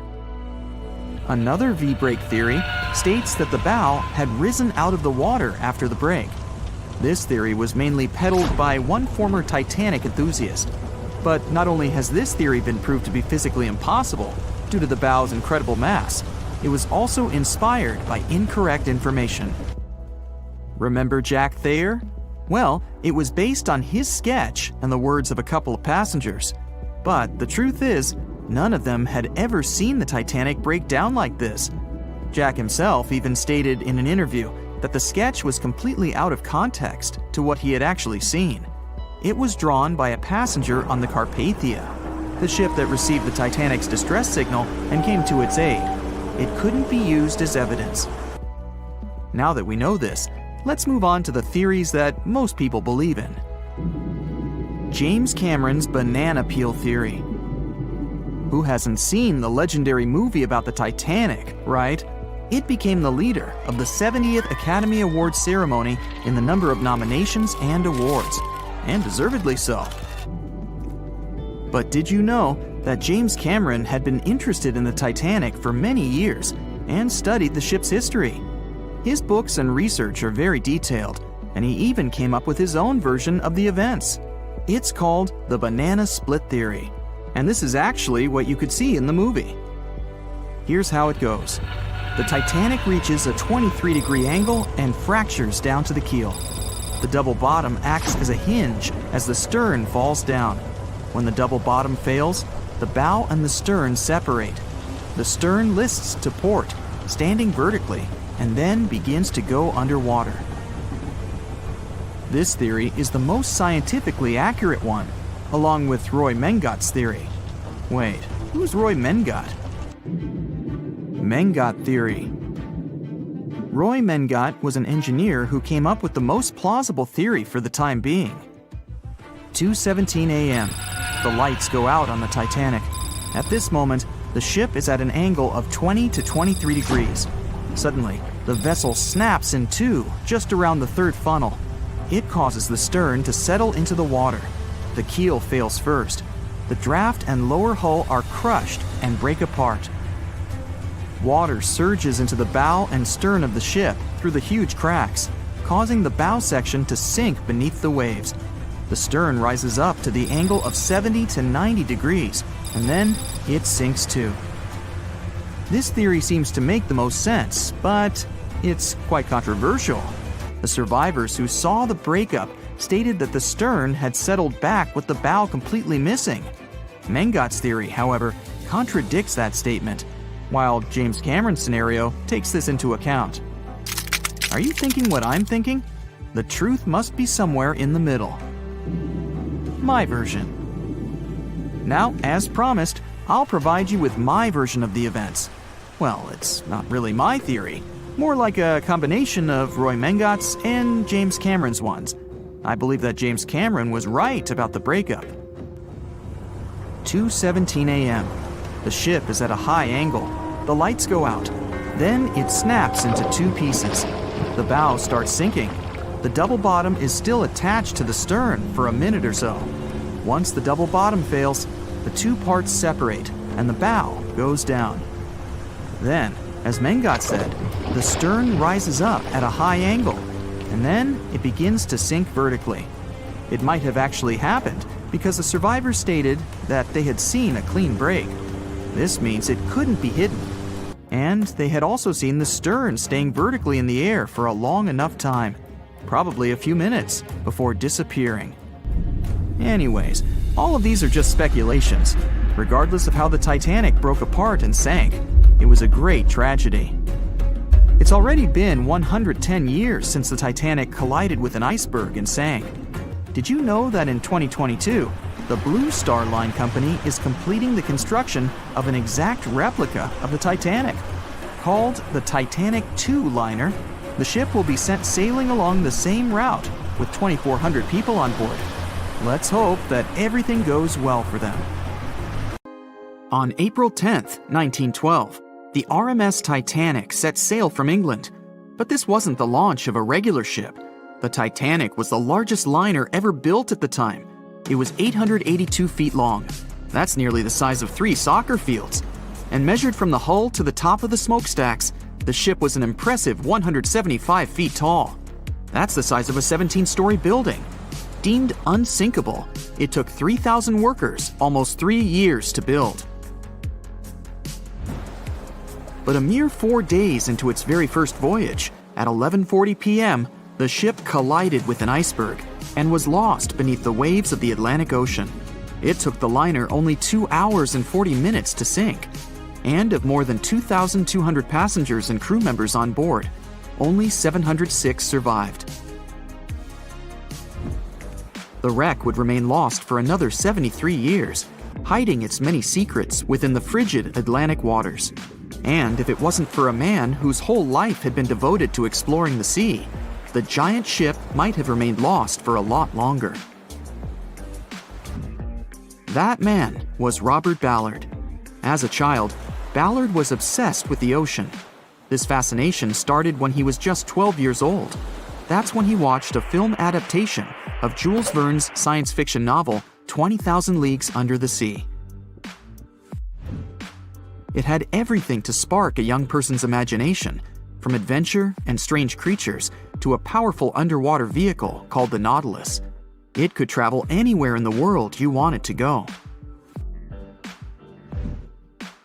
From that moment, life on dry land was no longer in Ballard's future. When he was 23, he was assigned to the Deep Submergence Group. There, he helped develop techniques to search the ocean floor. His biggest accomplishment was the creation of Alvin. It was a small, easy-to-maneuver submarine that could carry 3 people. It also featured an external mechanical arm designed to gather underwater samples while the crew remained safe and dry inside. Alvin the submarine quickly proved useful for a variety of tasks. For example, once it was used to track down an aircraft that had crashed into the sea. But the vessel experienced a series of setbacks. In one case, it was attacked by a swordfish, which caused the submarine to resurface quickly. The swordfish, still stuck in the outer skin of the submarine, became that night's dinner. And in October 1968, the submarine was being lowered into the water when the cables holding it snapped, sending it careening into the ocean, along with 3 crew members on board. And because the small vessel was still open, it immediately filled with water and quickly began to sink. Luckily, the crew managed to escape, but Alvin was gone. Bad weather hampered multiple attempts to recover the vessel. It wasn't until the following year that it was finally returned to the surface. In time, Alvin would be improved. Its hull would be strengthened by titanium, giving it a higher depth rating, thus making it even better suited for ocean exploration. The specialized submarine would come in handy in many of Ballard's 100-plus expeditions. The man was one of the first to explore an underwater mountain chain called the Mid-Atlantic Ridge in the Atlantic Ocean. And when he found thermal vents in the Galapagos Rift in the late 70s, he also helped discover and document the process of chemosynthesis. That's a complicated chemical synthesis of food energy by bacteria. But his biggest discovery was still to come. Ballard claimed he'd never been a Titanic fanatic, but he eventually became obsessed with finding the ship after watching other explorers try and fail. As he said, Titanic was clearly the big Mount Everest at the time. Many others had tried, many that I thought would have succeeded, or should have succeeded but didn't.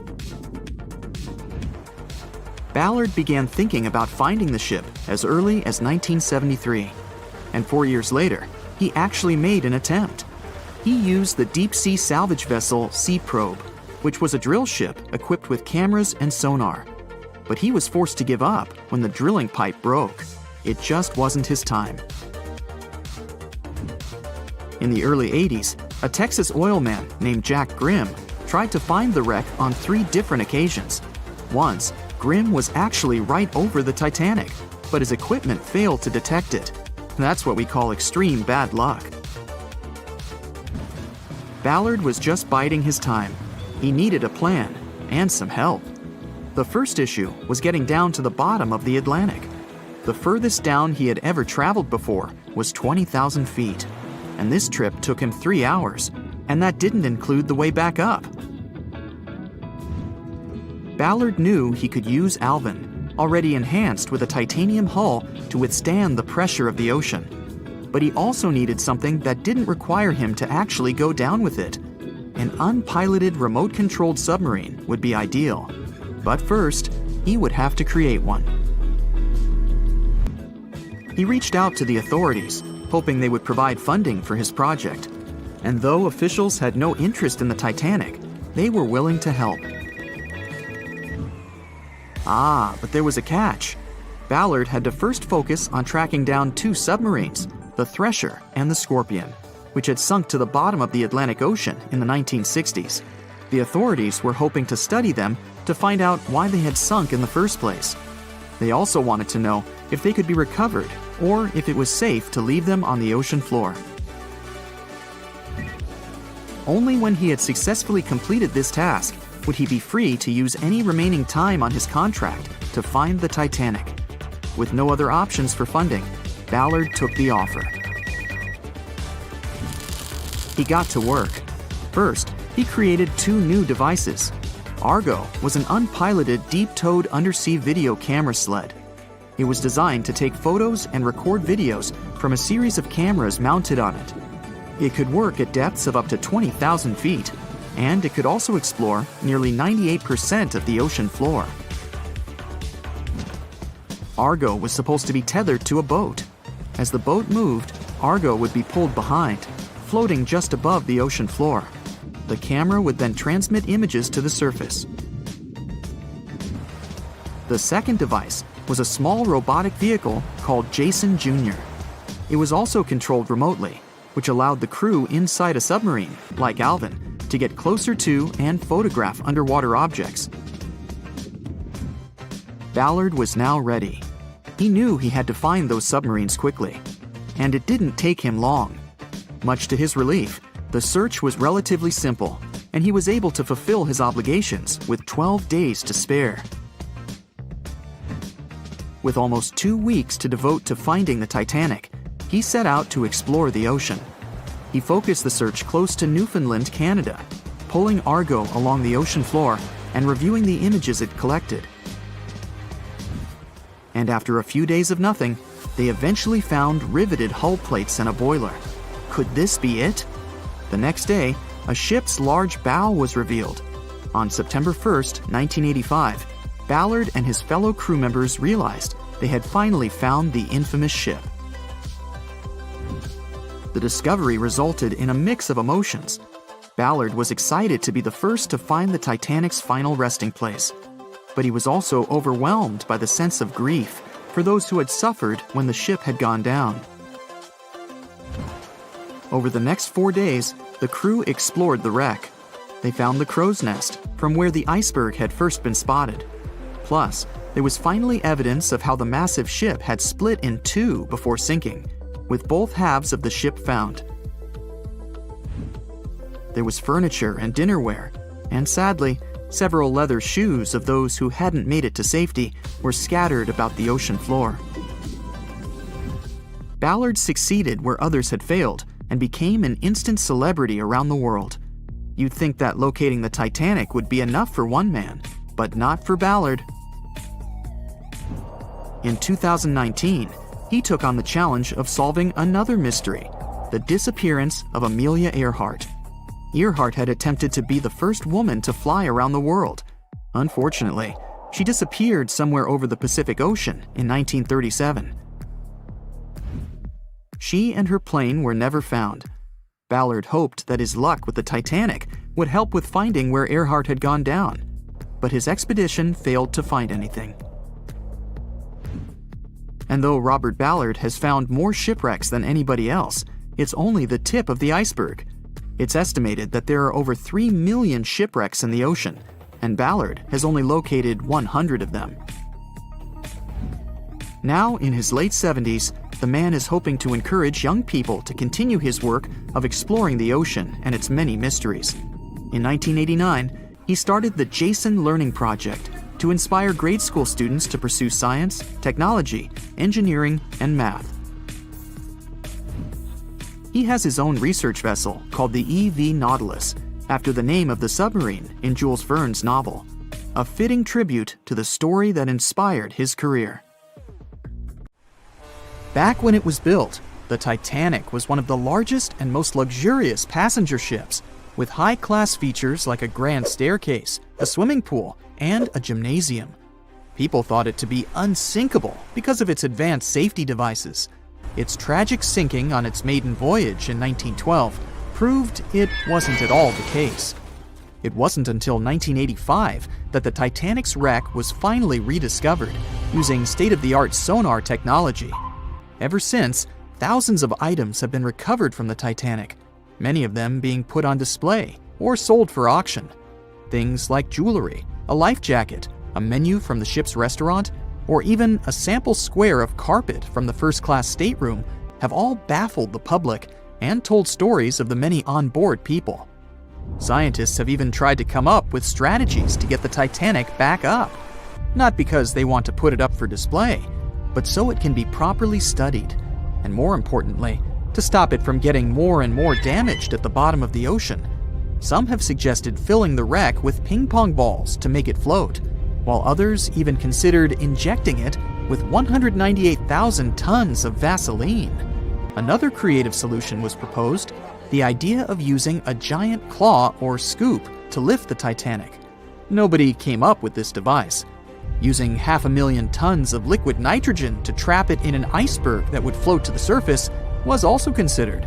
But all these potential strategies had to be eventually let go, since the Titanic is way too fragile to ever be recovered. As the Titanic's iconic bow railings are in danger of collapsing, metal-eating bacteria continue to chew away at the ocean liner's wreckage. An undersea exploration company plans to gather data about the ship's deterioration in annual expeditions. They hope this will help them learn more about the Titanic, and also more about the ecosystem that shipwrecks create. The over 100-year-old ocean liner is also being damaged by deep-sea currents daily. Some experts predict that the ship could disappear in a few decades due to holes in its hull. The deck that passengers crowded on as the ship sank has caved in. The gymnasium near the grand staircase has also fallen in, and a 2019 expedition found that the captain's bathtub, which became visible after the outer wall of the captain's cabin fell away, is no longer there. Those annual expeditions also gather data about the creatures living at the site, including crabs and corals. Surprisingly, many species have only been seen there at the Titanic wreck, so scientists are curious to find out more about them. The most famous out of all these creatures is the Halomonas titanicae. It's a bacteria, and it was discovered on the wreckage of the Titanic. What's interesting about this creature is that it's able to thrive in extremely salty environments. It's also been resistant to several antibiotics, unlike other types of bacteria. It's probably because of this superbacteria that the deterioration of the ship's iron hull happened so fast. The expedition will also look at the debris field and its artifacts. On the site, there are still traces of little personal items like clothes and luggage. One of the most interesting stories about Titanic artifacts is that of the passengers' shoes. Most of the Titanic items that have been lost at sea deteriorated or disappeared completely. But not the shoes. They seem to be able to resist the harsh conditions. On top of that, the leather in most shoes is perfectly preserved, probably because of tannin, a substance used in the tanning process of leather. It helped the shoes resist the damaging bacteria found underwater. All this exploring might have gotten you all excited. If that's the case, I have some good news to share. You might even be able to join the expeditions. To personally explore the Titanic, you have to plan ahead and apply to be a mission specialist with OceanGate, the company responsible for the journey. However, this experience does come with a high price tag of $250,000. Despite the cost, this once-in-a-lifetime experience is in high demand because of the limited spots available. If you can afford the exploration, you will have the chance to collaborate with renowned specialists in marine biology, oceanography, the Titanic, DNA, and the deep ocean. Accommodations and meals on the dive support vessel are also included, as well as training and guidance from specialists before and during the mission. Lastly, you don't even need to bring your own gear, as the expedition equipment is included as well. Sure, ships have evolved and modernized over the years, and these days we have technology that is way better than that available on the Titanic. But this ship remains an amazing piece of history because of its many unusual features, like the fact that the Titanic's whistle was loud enough to be heard over 11 miles away, or the fact that the ship's hull was painted with a special mixture of red lead and linseed oil, which was believed to be effective in preventing the growth of seaweed and other marine organisms. However, despite popular belief, the ship's iconic fourth smokestack was not functional and was only used for ventilation and aesthetics. Probably one of its biggest flaws was its number of lifeboats. Despite its size and luxury, the Titanic only had 20 lifeboats on board, which were not enough to save all of its passengers and crew once it hit the iceberg. The Titanic may be the most famous shipwreck, but it's not the only one. The fleet of Kublai Khan tells a similar story. This one was a large naval force commissioned by the Mongol ruler Kublai Khan in the 13th century. The fleet was intended to travel to Japan and establish the Mongols as powerful rulers in the region. However, in 1281, the fleet was supposedly caught in bad weather and was seriously damaged, with many ships being destroyed. Legend has it that the fleet was torn down by a massive typhoon that came to be known as the kamikaze, or divine wind. This strong storm was believed to have been sent by the higher spirits to protect Japan from the Mongols. The truth about its disappearance remains a mystery to this day. However, the wreckage of the fleet, or parts of it, appears to have been discovered in the 1980s by Asian archaeologists. They dug across the site and studied the remains of the ships at a location near Imari Bay. The shipwreck is, to this day, considered to be an important archaeological discovery. That's because it informed us how well prepared the Mongols were back in the day in terms of their ships. Another tragic story is that of the RMS Empress of Ireland. This was a British passenger ship that operated until May of 1914. This is when the ship was sailing from Quebec City to Liverpool, but it ran into the Norwegian collier SS Storstad in the fog off the coast of Rimouski, Quebec. The collision caused a large hole in the side of the Empress of Ireland, and the ship began to quickly take on water and sink. The crew and passengers were caught off guard, and many were unable to evacuate in time.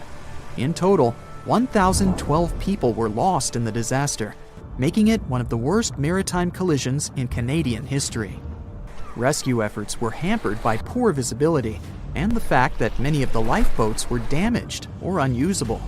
Only 465 people survived the sinking, and many of them were rescued by the Storstad, which had remained in the area despite its damage. The sinking of the Empress of Ireland was a national tragedy in Canada, and it led to changes in maritime safety regulations and the establishment of a Coast Guard. The ship still lies at the bottom of the St. Lawrence River, where it has become a popular dive site for enthusiasts.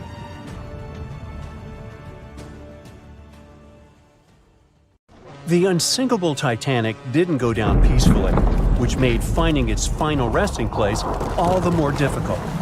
The world-famous RMS Titanic sank in 1912, but was only discovered in 1985 on a secret mission. Although people back in the early 1900s had the approximate location of where the Titanic was, they didn't have the right technology to find it.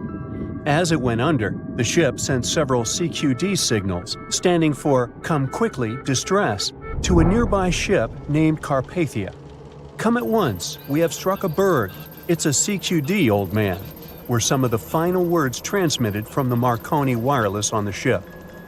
These Morse code messages were also what made the first research missions to the wreck possible. RMS Carpathia found the lifeboats filled with Titanic survivors, but the world also desperately wanted to see what became of the famous liner. Fast forward to 1953. That's when the first serious attempt to find the Titanic wreck happened. A man named Risdon Beasley tried using a loud eruptive device to locate the ship. It sounds weird, but there's science to back it up. When dynamite goes off, the waves from the detonation hit the bottom of the ocean floor. With the help of sonars, scientists would be able to locate if there was anything solid at the bottom of the ocean. But Beasley had no luck. Another 20 years would pass before oceanographer Robert Ballard would make his attempt to locate the Titanic. Ballard had a bit more luck than Beasley. Over the previous years, underwater technology had gotten more funding and so worked much better. He tried it the first time in 1977. Ballard partnered with the Woods Hole Oceanographic Institution on a mission to map the ocean floor. While the institute hired him to test out their new mapping technology, Ballard's intention was to go a little further and find the Titanic wreck. In the middle of this new technological ship, there was a hole that allowed for a long pipe to be extended into the water just above the ocean floor. Attached to the end of this pipe, Ballard installed a pod with sonars and cameras. They thought they were in for something big, and so they took the ship to sea to run some tests. That's when, on a trial run, adversity struck. The drill pipe broke, sending all of their expensive material to the bottom of the ocean floor, just like the Titanic. When Ballard failed, another important character came into this story, a man named Jack Grimm, an eccentric oil tycoon. Grimm had become famous for trying to find things such as Noah's Ark, the Loch Ness Monster, and Bigfoot. He also tried to prove the hollow Earth theory, that says that the interior of Earth is entirely hollow and hosts underground cities and nations. His search consisted of trying to find a large hole on the North Pole, and thus venturing inside the hollow Earth. After his attempts failed, he set his eyes on the jewel liner that had sunk, the RMS Titanic. Grimm had the money, but he didn't have the know-how. So, as a billionaire, he made a big donation to Columbia University and asked in return to use some of their equipment. He hired a team of highly qualified scientists to help operate the machinery. Here's where it gets a little strange. Jack Grimm was a believer in folklore and non-conventional ways of doing things. So he brought a monkey on board and surprised the research team. This monkey, called Titan, was believed to point to a map and locate lost things. In this case, the Titanic. The scientists went crazy when the monkey appeared and told Grimm it was either them or the monkey. This expedition left Florida without Titan. Yes, there would be no monkey business. They set the course to the exact location of Titanic's last distress signal. They arrived, examined every inch of the ocean floor, but still found nothing. Grimm's first expedition lasted 3 weeks, but unfortunately, they found absolutely nothing. They tried a particularly good search method known as mowing the lawn, where they mimic such movements to map every inch of a larger area around Titanic's distress coordinates. The reasons for failure were important defects in the equipment and terrible weather. That's when that prior searcher of the lost Titanic came back into the picture, Robert Ballard. He didn't have the millions Jack Grimm had, but he had one thing going for him. The marine geologist was working closely with the U.S. Navy to locate 2 nuclear submarines which had sunk in the 1960s. Ballard himself says he was living 2 lives, one as a researcher and the other as a Navy intelligence officer. The deal was simple. He'd have a green light to search for the Titanic after he found the 2 missing submarines. To find Thresher and Scorpion, he used an unmanned submarine vehicle called Argo. Argo was like a little snow sled. It was attached to a bigger ship that sailed above the water. Argo was connected to the ship by a long cable, and it was piloted by a team on board. The sled had sonars and cameras that provided real-time imaging of the ocean floor, so it was a real advancement on other attempts. After much thinking, he had a eureka moment. He supposed the force of the wreck should have left a comet trail that led back to the ship. While searching for the Titanic, most people had tried to find the ship itself. But until then, it had been trying to find a needle in a haystack. That's why Ballard's logic was so brilliant. He needed to invert the order. He had another obstacle on his hands: time. He could only look for the ship after finding the lost subs. And by the time that happened, he had 12 days left. He teamed up with another scientist, and they applied the mowing the lawn method to map the ocean bed. Another important piece of information that most researchers left out was that there was a sea current moving south on the day of the disaster. This meant that the debris field should be south of the distress signal coordinates. To save time and resources, he would do a quick reconnaissance of the ocean floor, spacing lines more than 3 miles apart to look for debris fields. He also relied more on the camera visuals than on the sonar signals. His team took turns piloting Argo and watching the video. Days rolled by, with nothing but the empty ocean floor showing up. Until the rocks they were used to seeing started to look like man-made debris. Suddenly, there it was, the Titanic's boiler. Ballard was right. The debris field would take them back to the ship. After 73 years of searching, they had finally found the Titanic wreck.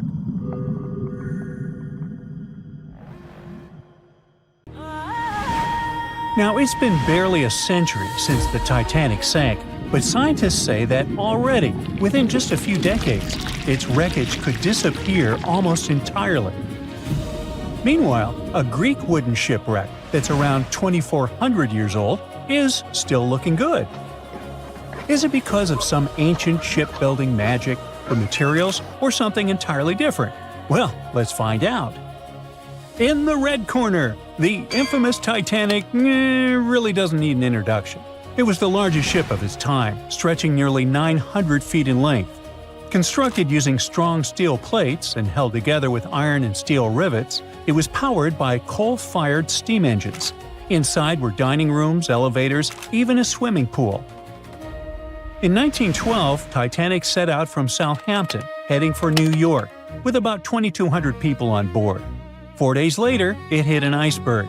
The hull tore open, water rushed in, and the unsinkable ship went to the bottom of the North Atlantic, nearly 2.5 miles down. When explorers finally found it in 1985, it looked surprisingly complete, with 2 large pieces mostly intact.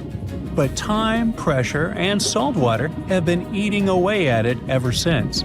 Parts like railings have fallen apart, decks have sunk, and entire sections are starting to break down. At this rate, experts believe that by around 2037, most of what's left could be gone. Meanwhile, in the blue corner is the Greek Challenger. In 2018, researchers exploring the Black Sea made a very different kind of discovery. About 6,600 feet below the surface, they found a Greek merchant ship that sank around 400 BCE. Now, it's only about 75 feet long, but it's still clearly recognizable as a ship. The mast and rudder are visible. It was most likely a cargo ship, built for short and medium-range trips, transporting goods between ports rather than across open oceans. Whatever happened, it sank deep in the Black Sea and stayed there, surprisingly well preserved. The wood hasn't disintegrated, and the shape of the ship is still easy to recognize even after so much time. This doesn't seem possible, but the explanation is really cool. In almost every situation, wood is far less resilient than steel. Steel is one of the strongest materials humans have ever made. It can handle huge pressure and heavy loads for years. That's why modern ships, skyscrapers, and bridges are built from it. Wood is soft, flexible, and much weaker. It deteriorates rather quickly, especially when exposed to sunlight, oxygen, and water. Wooden shipwrecks are doomed to disintegrate sooner or later. Salt water soaks in, fibers break down, and living things start to eat it. In shallower warm seas, wood becomes a meal for shipworms. Well, not actual worms, but mollusks that drill through timber like underwater termites. They feed on wooden ships, and in just a couple of decades, poof, gone. So, by all logic, the Titanic, made of solid steel, should be the one lasting longer, and the Greek ship, made of wood, should have turned to dust centuries ago. But that's only true when both are exposed to a similar environment. Titanic's remains are in the North Atlantic. It's one of the harshest environments on Earth. The wreck lies about 12,500 feet deep, where the pressure is more than 370 times greater than at the surface. Temperatures hover just above freezing, and the water is loaded with salt and dissolved oxygen. When iron and steel meet oxygen and salt water, they form iron oxide, or rust. But the Titanic's decay isn't just chemical, it's also biological. In the 1990s, scientists discovered special bacteria on the wreck called Halomonas titanicae. These microbes actually feed on the metal itself, building fragile, icicle-shaped formations called rusticles.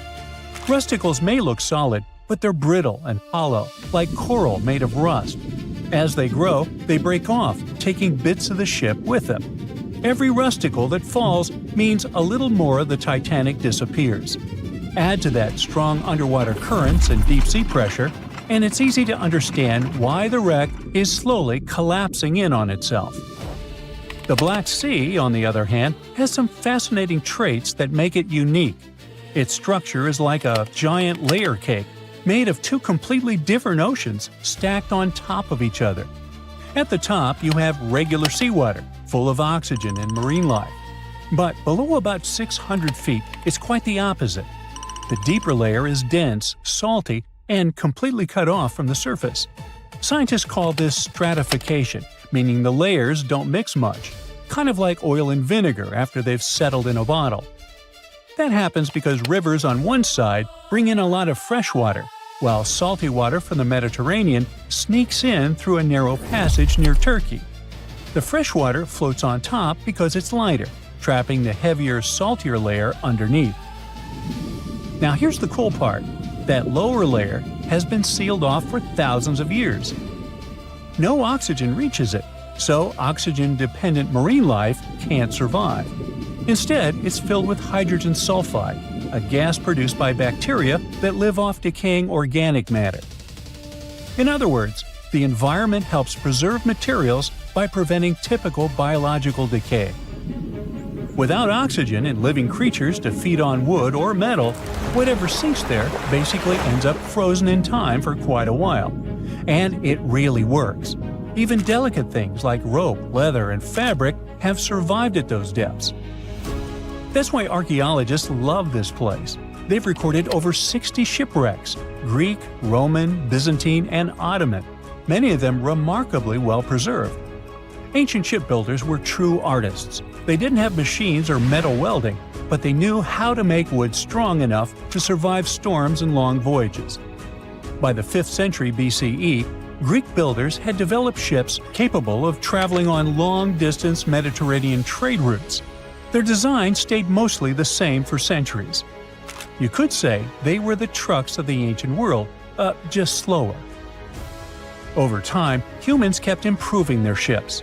By the Middle Ages, sailing vessels had multiple masts and complex rigging, allowing them to cross the oceans instead of just hugging the coast. Then came the Age of Exploration, massive wooden ships with cannons, global trade, and sea empires. By the 19th century, wood had reached its limits. Steam engines replaced sails, and iron and steel replaced timber. Ships got bigger, faster, and stronger. When the Titanic was built in 1912, it represented the absolute peak of shipbuilding technology. It even had electricity. Even if the Titanic hadn't sunk, it wouldn't be sailing today anyway. Maybe it'd be a floating museum. One thing is certain, though, it would have been a vastly different movie.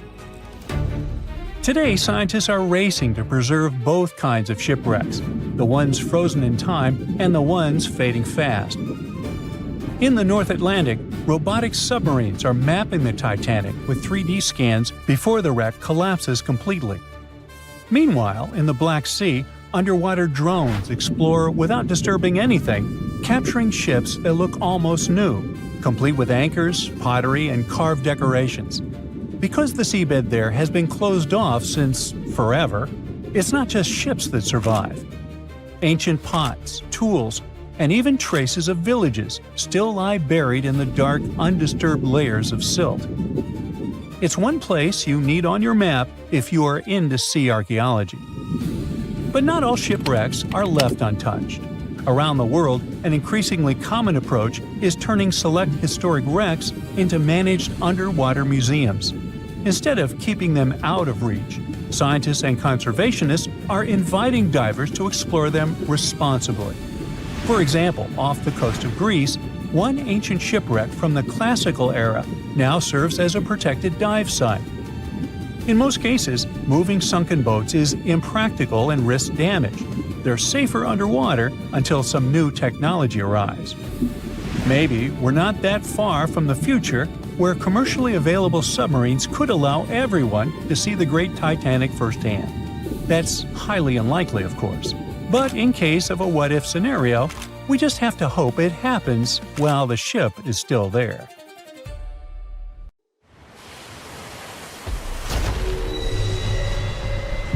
Over 1,500 people lost their lives in this part of the ocean, so maybe it's a prudent idea to stay away from it. The spot where RMS Titanic sank remains dangerous. I mean, yeah, there are still huge icebergs out there, but there are even bigger threats lurking beneath the surface. Titanic is sitting about 12,500 feet underwater, nearly 400 miles southeast of Newfoundland. It's been down there for over 100 years. So, over time, the wreck's just been falling apart little by little.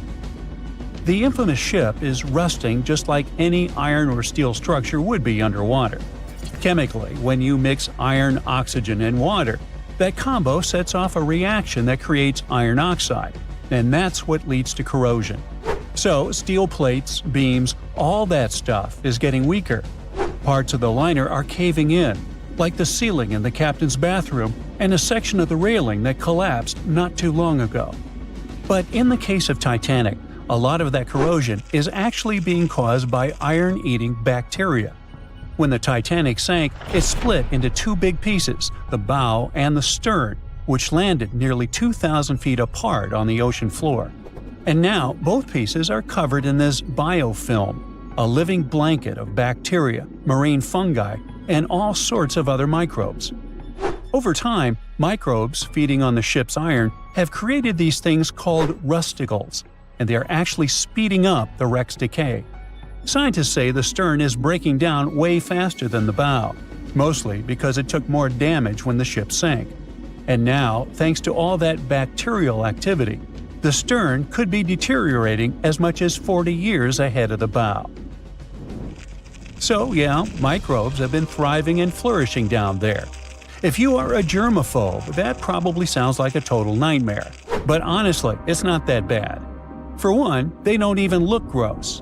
These rusticles actually look kind of cool, like ice crystals or tiny diamonds clinging to the wreck. And don't worry, you are not in danger. As long as you keep a safe distance from the wreck, no direct contact, and definitely don't go poking around inside, there really is no risk. Speaking of getting dangerously close, we've got to mention the Titan submersible disaster.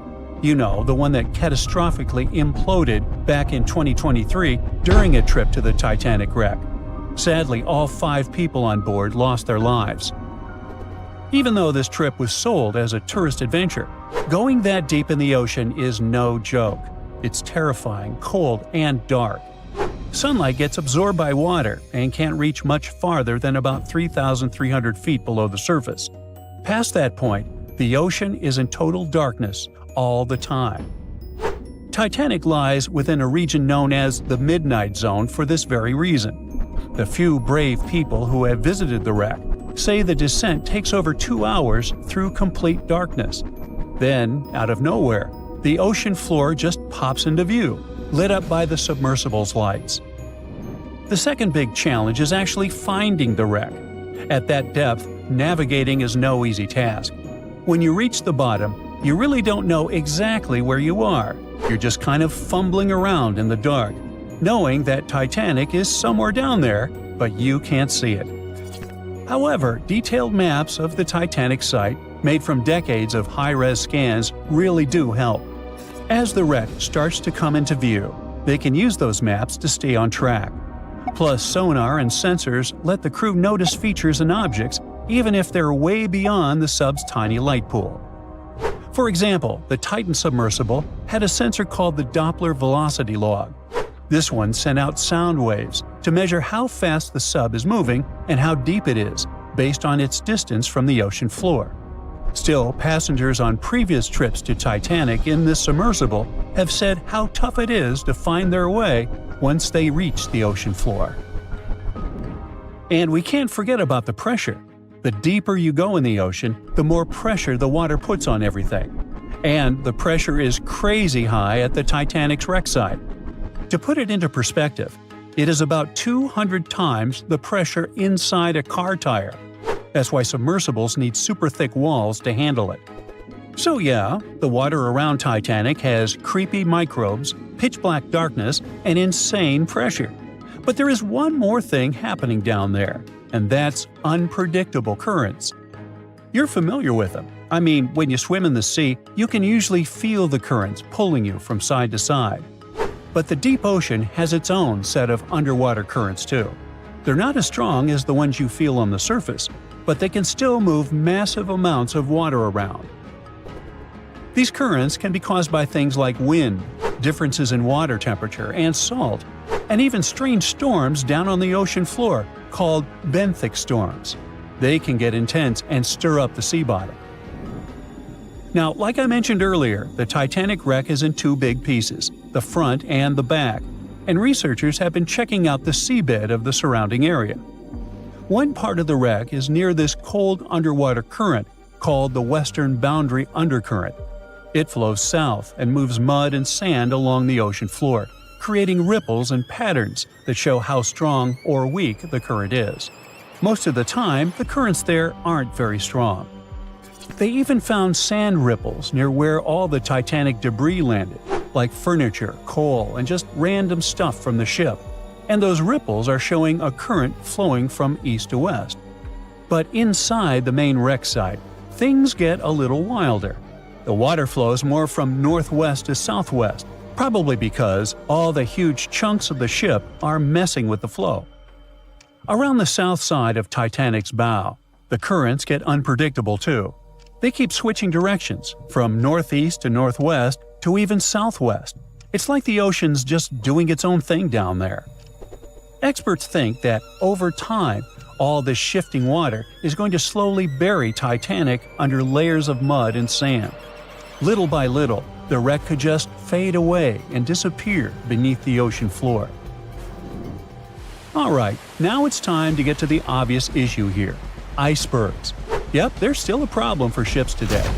In 2023, around 380 icebergs flowed into the busy shipping routes between North America and Europe. That's a problem. You see, the bigger the iceberg, the easier it is to spot and avoid. Smaller ice is a lot harder to detect, though it's no less dangerous. And that's because the most dangerous part is underwater, where no one can see it. Think about the iceberg that sank Titanic.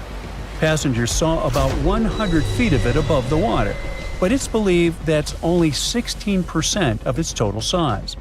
Experts say the rest, hidden beneath the waves and much larger than what's visible, could stretch down several hundred feet. Now, the good news is that, unlike Titanic's day, we have much more technology now to spot icebergs in time. Modern ships have radar and satellite imagery that can pick up icy threats hiding in the dark. Some vessels even use sonar and thermal imaging to see through fog, helping the crew to spot icebergs above the surface. GPS and AIS pick safer routes, and monitoring centers around the globe send out real-time alerts, like having a personal iceberg spotting assistant. So, yes, it is a massive upgrade from just relying on binoculars. You won't have to worry about icebergs on your next cruise vacation, even if it passes alongside Titanic's route. But just to be extra safe, try not to travel with anyone named Jack or Rose, and never play the violin while on board. Just saying. How could a ship built by the brightest minds of its time and called unsinkable go down in just 2 hours and 40 minutes? Maybe we can crack the mystery by diving deep into the bolts of the Titanic. And I mean that quite literally.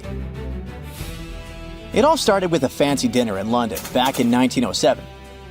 Lord William James Parry had a big idea and needed the right people on board.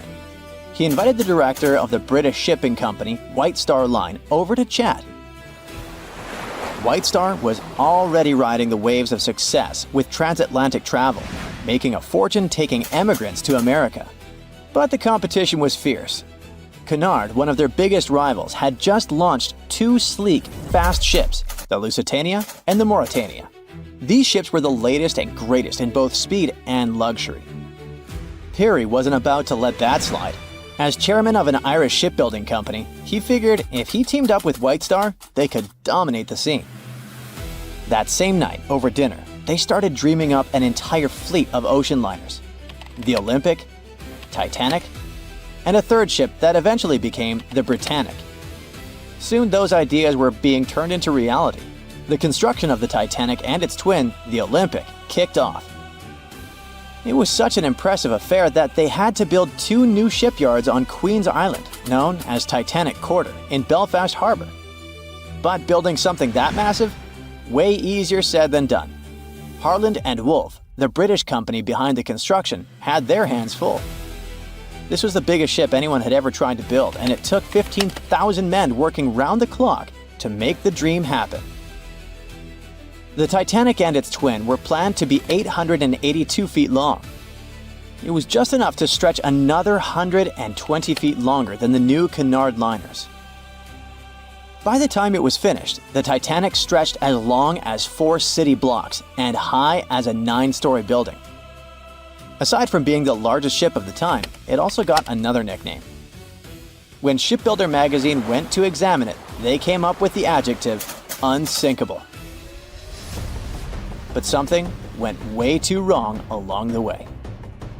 If we made a quick X-ray of the Titanic, this is what we would find. 2,000 steel plates, each up to 30 feet long and weighing around 3 tons. To put it all together, they built it like a giant metal skeleton, with the keel acting as the backbone and the hull plates forming the outer shell. To beat the competition, the Titanic had to be huge, but it also had to be fast. So to make that happen, they needed to innovate on the ship's propellers. It had 3 propellers, 2 outer ones with 3 blades and 1 central propeller with 4 blades. The outer propellers, which were massive at 23 feet in diameter, were powered by the ship's steam engines. These engines were like the muscle of the ship, converting steam into the power that spun the propellers. The central propeller was a bit smaller, 17 feet across, and it was powered by a low-pressure steam turbine. The combination of engines and turbine was pretty cutting edge at the time and helped the Titanic cruise at about 21 knots. That's roughly 24 miles per hour, which doesn't sound too fast, but for a ship this size, it was impressive. The propellers themselves were made from manganese bronze, a material chosen because it's strong and resists corrosion. Trust me, this is key when you're plowing through salty ocean water. This engine system could produce up to 46,000 horsepower, which would be the equivalent horsepower of 230 cars combined. To make the ship move, there were 2 large propellers on the sides connected to engines that worked like giant pumps, pushing the ship forward. Then, there was a 3rd propeller in the middle, which worked as a steam turbine, a fancy kind of engine, to give it extra push and use less fuel. This whole setup wasn't just about power, it was also about speed. Other ships had started using the steam turbine a few years earlier, but since the Titanic was bigger and heavier, its system had to be extra powerful to keep it fast, stable, and comfortable for everyone on board. So after 2 years of really hard work, the Titanic was ready for its first trial run. On May 31, 1911, a crowd of 100,000 people stopped to watch the Titanic slide into the River Lagan. Lord Peary was joined by American millionaire J.P. Morgan, who had acquired financial control of the White Star Shipping Company. The Titanic floated for the first time, but it took another year to fit it out, which is basically shipbuilding speak for turning that giant steel skeleton into a luxurious floating palace. It had it all. A heated swimming pool, Turkish baths, palm trees in the cafes, a squash court, a first-class dining salon that could fit 554 people. According to some reports, the most luxurious suite aboard the Titanic was booked by an American named Charlotte Drake Cardezza. She paid $2,500 in 1912. Even in today's money, that's a pretty penny for a trip. But if we make a conversion, it's gonna be around $75,000 in the 2020s. All for a one-way ticket across the Atlantic. Workers rushed to finish painting and polishing the Titanic by March 31, 1912. The 62-year-old White Star captain, Edward John Smith, went on board to oversee the final tests of the world's biggest ocean liner. The captain even said this would be his last Atlantic crossing. Once he got to America, he would retire. On April 10th, the ship was ready for its maiden voyage. It sailed to Southampton to take on coal and its first passengers. Passenger Sylvia Caldwell asked a deckhand if that gigantic ship was really unsinkable, to which he answered the iconic line that not even God himself could sink that ship. 4 days into the voyage, the RMS Titanic met its fate. Even though the ship got warnings about icebergs, it was gliding super fast in the dark. When the lookouts finally saw the iceberg, it was too close for the ship to stop or turn.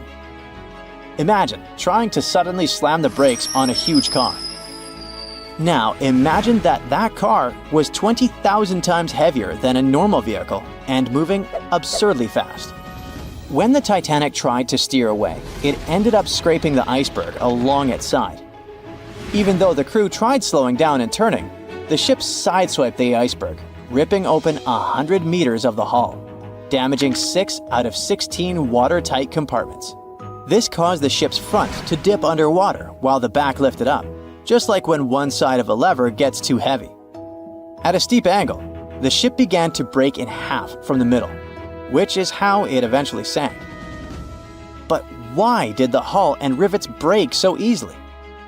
A 1991 expedition discovered pieces of the Titanic's hull and found that the steel used was extremely brittle, especially in freezing temperatures like those on the night of the sinking. The steel didn't bend or give under pressure. It shattered like glass, making the impact much worse. Chemical testing also revealed that the steel had high levels of sulfur, which weakened it. This kind of brittle steel, combined with the high speed and freezing temperatures, was a recipe for disaster. Okay, there were material flaws, but the ship's design also had some serious issues. Those watertight compartments weren't fully sealed at the top. So as water flooded in, it spilled over from one compartment to another, speeding up the sinking process. If the ship had been built with better steel, a double hull, or improved watertight compartments, the disaster might have been avoided. Maybe even long enough for the RMS Carpathia to come and rescue everyone on board. The Titanic wasn't unsinkable, but for that time, it was a triumph of engineering and luxury. The thing is, even the best designs can't always beat nature. It seems like we all cried watching the heartbreaking goodbye of Jack and Rose from the Titanic. Oops, spoiler, sorry. But the real-life stories from the sinking of the famous ship were no less touching. Joseph LaRoche was born in 1886 in Haiti to a wealthy family. He was growing up without a dad, but his mother was a self-made woman and a respected merchant. His uncle was the head of his country. Joseph was fluent in French, Creole, and English. At the age of 15, Joseph realized he wanted to become an engineer.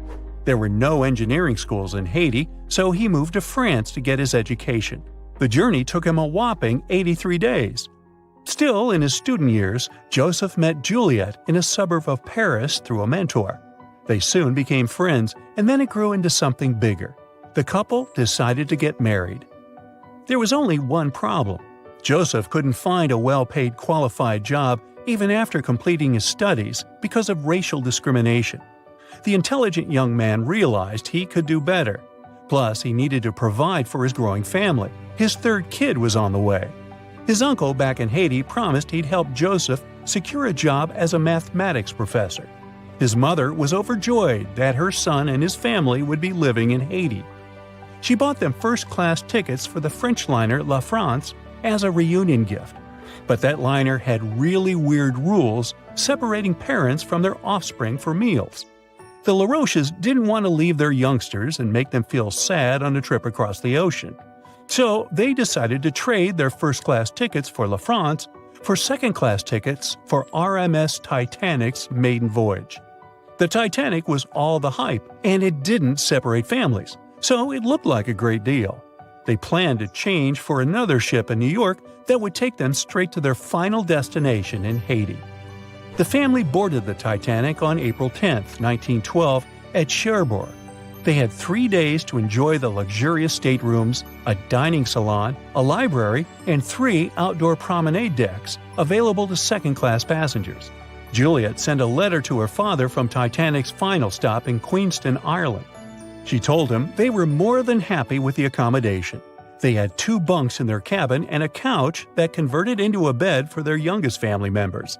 The family made friends with some nice co-passengers with whom they had traveled together from Paris.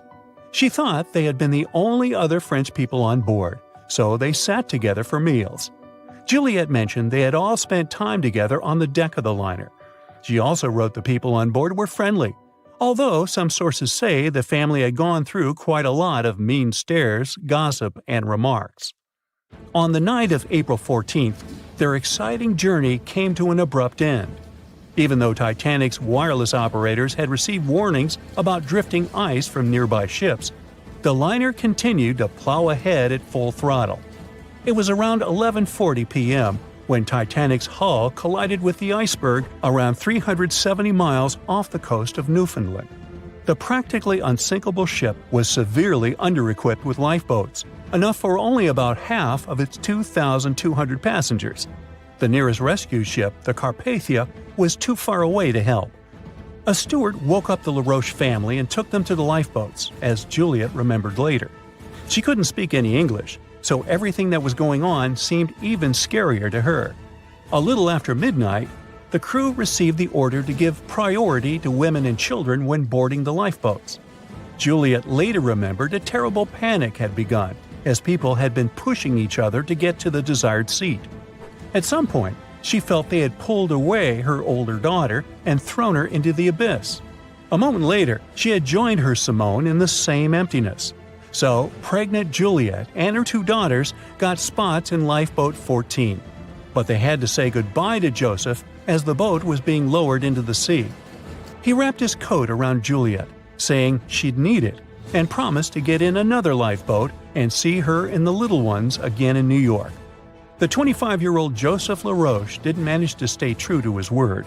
In a couple of hours, Titanic sank underwater, taking the lives of almost 1,500 people. Joseph was one of them. Juliet and the girls were among the 700 survivors who had been rescued by the Cunard liner Carpathia several hours later. Once they reached New York, they were looking through the crowds of people, hoping to see Joseph again. When it became obvious they wouldn't find him, it was time for them to decide what to do and where to go.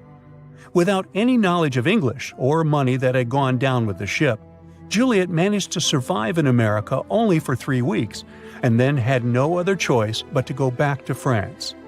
Joseph's uncle was no longer able to help them, as others had taken his life 4 months after the Titanic tragedy.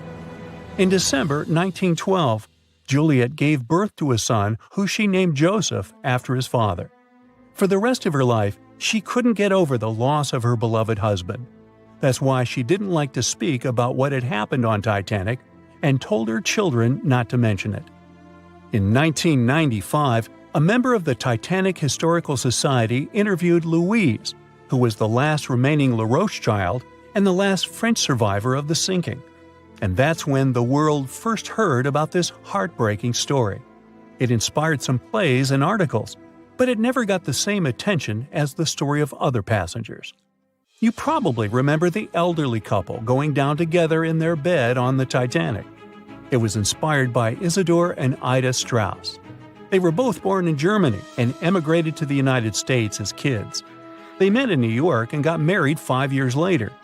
Isidor started a china and porcelain business with his brother that grew into the glassware department at Macy's and turned them into multimillionaires. Isidor and Ida were well known in New York, not only for their wealth and charity, but also for their love and devotion to each other.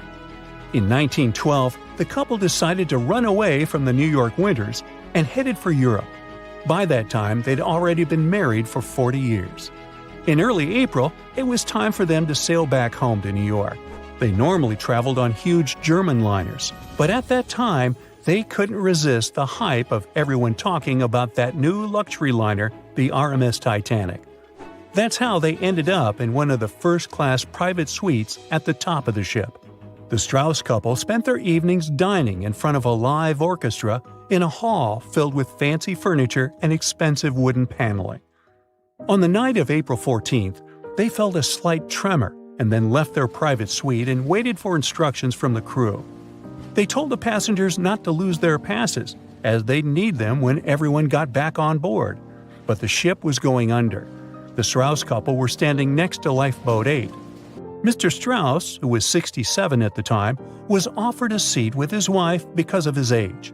He refused it, saying he was not too old to sacrifice himself for a woman. He wanted to wait and make sure no women and kids were left behind. Ellen Bird, Ida's maid, hesitated before getting on the lifeboat, but Ida told her to go. she took the easy decision not to leave her husband on the sinking ship. Ida took off her beautiful mink coat and handed it to her shivering maid, saying she wouldn't be needing it anymore. Isidore didn't manage to convince her to save herself, so they stayed together till the end. Some of the surviving first-class passengers later remembered they had seen the couple standing peacefully on the deck, holding hands, just waiting. Meet Arthur John Priest. No, he isn't famous for being a painter or for discovering some long-lost treasure. He didn't invent some cool gadget or break any world records. No, Arthur John Priest is famous simply for being unsinkable. Proving one can be both lucky and unlucky at the same time, Priest was involved in and survived several mishaps at sea, including the fateful maiden voyage of the Titanic. Priest was not a rich man interested in sailing for pleasure. He was part of the working class, employed as a stoker or fireman, stuck for hours within the hot bowels of large steam-powered vessels. His job was dirty and difficult. He was responsible for keeping the furnaces lit, feeding them coal to ensure enough steam was produced for the engines to work. He had to be careful about not overheating the system or setting fire to the whole ship. The furnaces had to be carefully watched and constantly fed. He breathed it all in a while, working and fighting with the sweat and the dirt. He would often work shirtless because of the heat and was always covered in black coal dust. And when he finally had a break, his shared living quarters were nearby in the same part of the ship. He must have been good at his job, though, because he had no trouble finding work. But wherever he went, bad luck seemed to follow. The first incident was a mild one. As a young man, Priest worked on the RMS Asturias. The passenger liner first set sail in 1907, traveling between Southampton in the UK to Buenos Aires in Argentina. At some point during its maiden voyage, the ship suffered a small collision. The damage was bad enough that the ship returned for repairs. Thankfully, there were no reports of any serious injuries. Priest, unfazed, simply went to work on another ship, but his bad luck lingered on the Asturias. In 1914, the Asturias became a hospital ship, helping care for sick men and women around Europe while bringing them home to England. But in March 1917, at just around midnight, the ship was struck by a foreign object. Its hull was breached and the engine room flooded. The captain ordered everyone to abandon the ship, sending crew, patients, and health staff scrambling for the lifeboats. The vessel was still moving, powering through the water because the main controls, located within the flooded engine room, could not be turned off. The captain refused to leave the ship while people were still trying to escape. He was able to aim the Asturias towards Bolt Head, where it finally hit land and couldn't sink. The remaining lifeboats were lowered and the final survivors made it to safety. When they studied the damage on the ship later, the Asturias was declared a total write-off. It might be hard to pin this particular disaster on Priest. After all, he wasn't even on the ship at the time. But it seemed that many of the ships on which he served were destined for trouble. His bad luck followed him to his next job on the RMS Olympic, a massive ocean liner. The Olympic was big. In fact, it had been designed and built as part of the fleet that included the Titanic.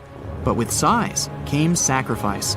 The Olympic was great at moving in one direction, but very difficult to handle when it needed to turn. It was September 1911. The Olympic was trying to alter its course. The Hawk, a smaller ship sailing nearby, didn't give the larger vessel enough room to maneuver, and the two slammed into each other.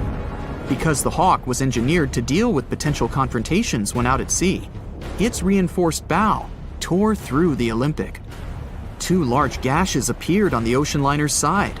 The propeller shaft was badly twisted, and worse, the ship began to take on water. Somehow, the Olympic made it to shore without sinking, and nobody was seriously hurt. Priest had no idea that this was just a small taste of what his future held for him. He next found employment on a brand new ship, a better ship, an unsinkable marvel that was said to be the biggest vessel to have ever been built. Yes, he was going to work on the Titanic. And what a job! It took 29 boilers, requiring 850 tons of coal a day to produce enough steam to power the Titanic.